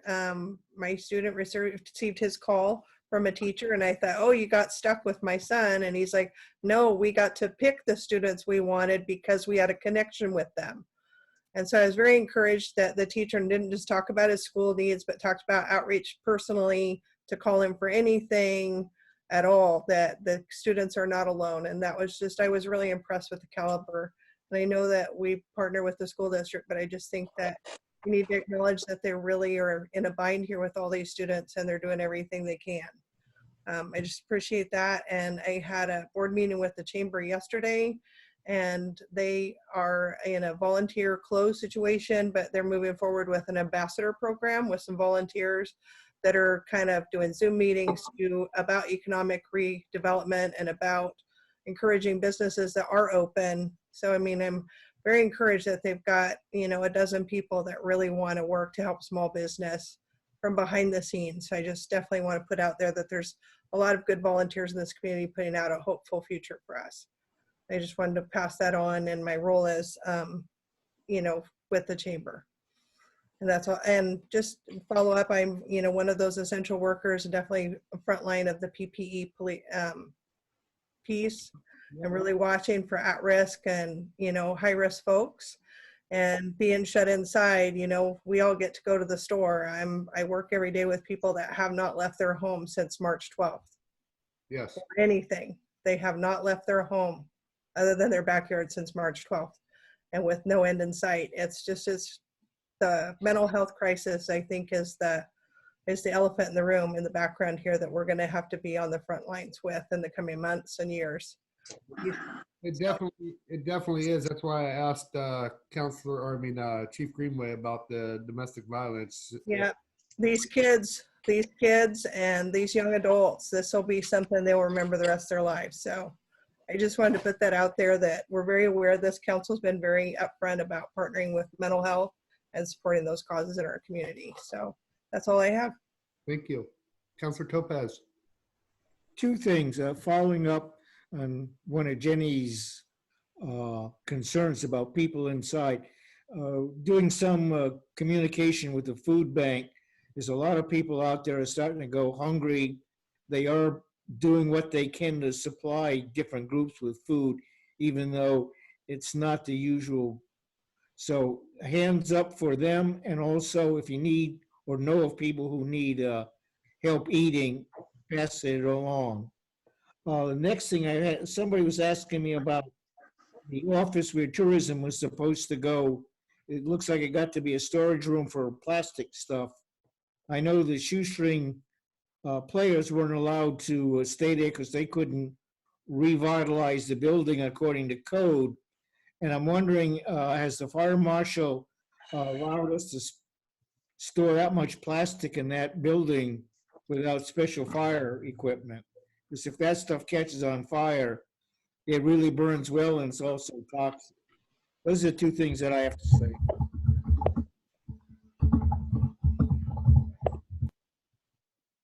Okay, Council President Morton. Yeah, I've got kudos for our staff and our crews. It's impressive from what I'm seeing of how our staff has worked together and are working diligently in City Hall. And I hope City Hall is sanitized for you, and I hope it is safe because from my point of view, I only went down there to pick up my computer yesterday, and it's, you know, everyone seemed at a distance, and I just I'm impressed with that, and I hope that the staff feels safe. I hope that our crews and our police feel safe. I just hope that all of that is in place. And after this recedes, I hope that we can learn a lot from this situation that we're in and be better prepared as a small community to deal with it. I know our city staff, I've never been so impressed with how you're functioning. So kudos to you. Very appreciative and very insightful to do this Zoom presentation rather than bringing us together in council chambers. I think this is kind of a wave of how we'll be behaving and how we'll be interacting with each other as time goes on. So I'm very impressed with that.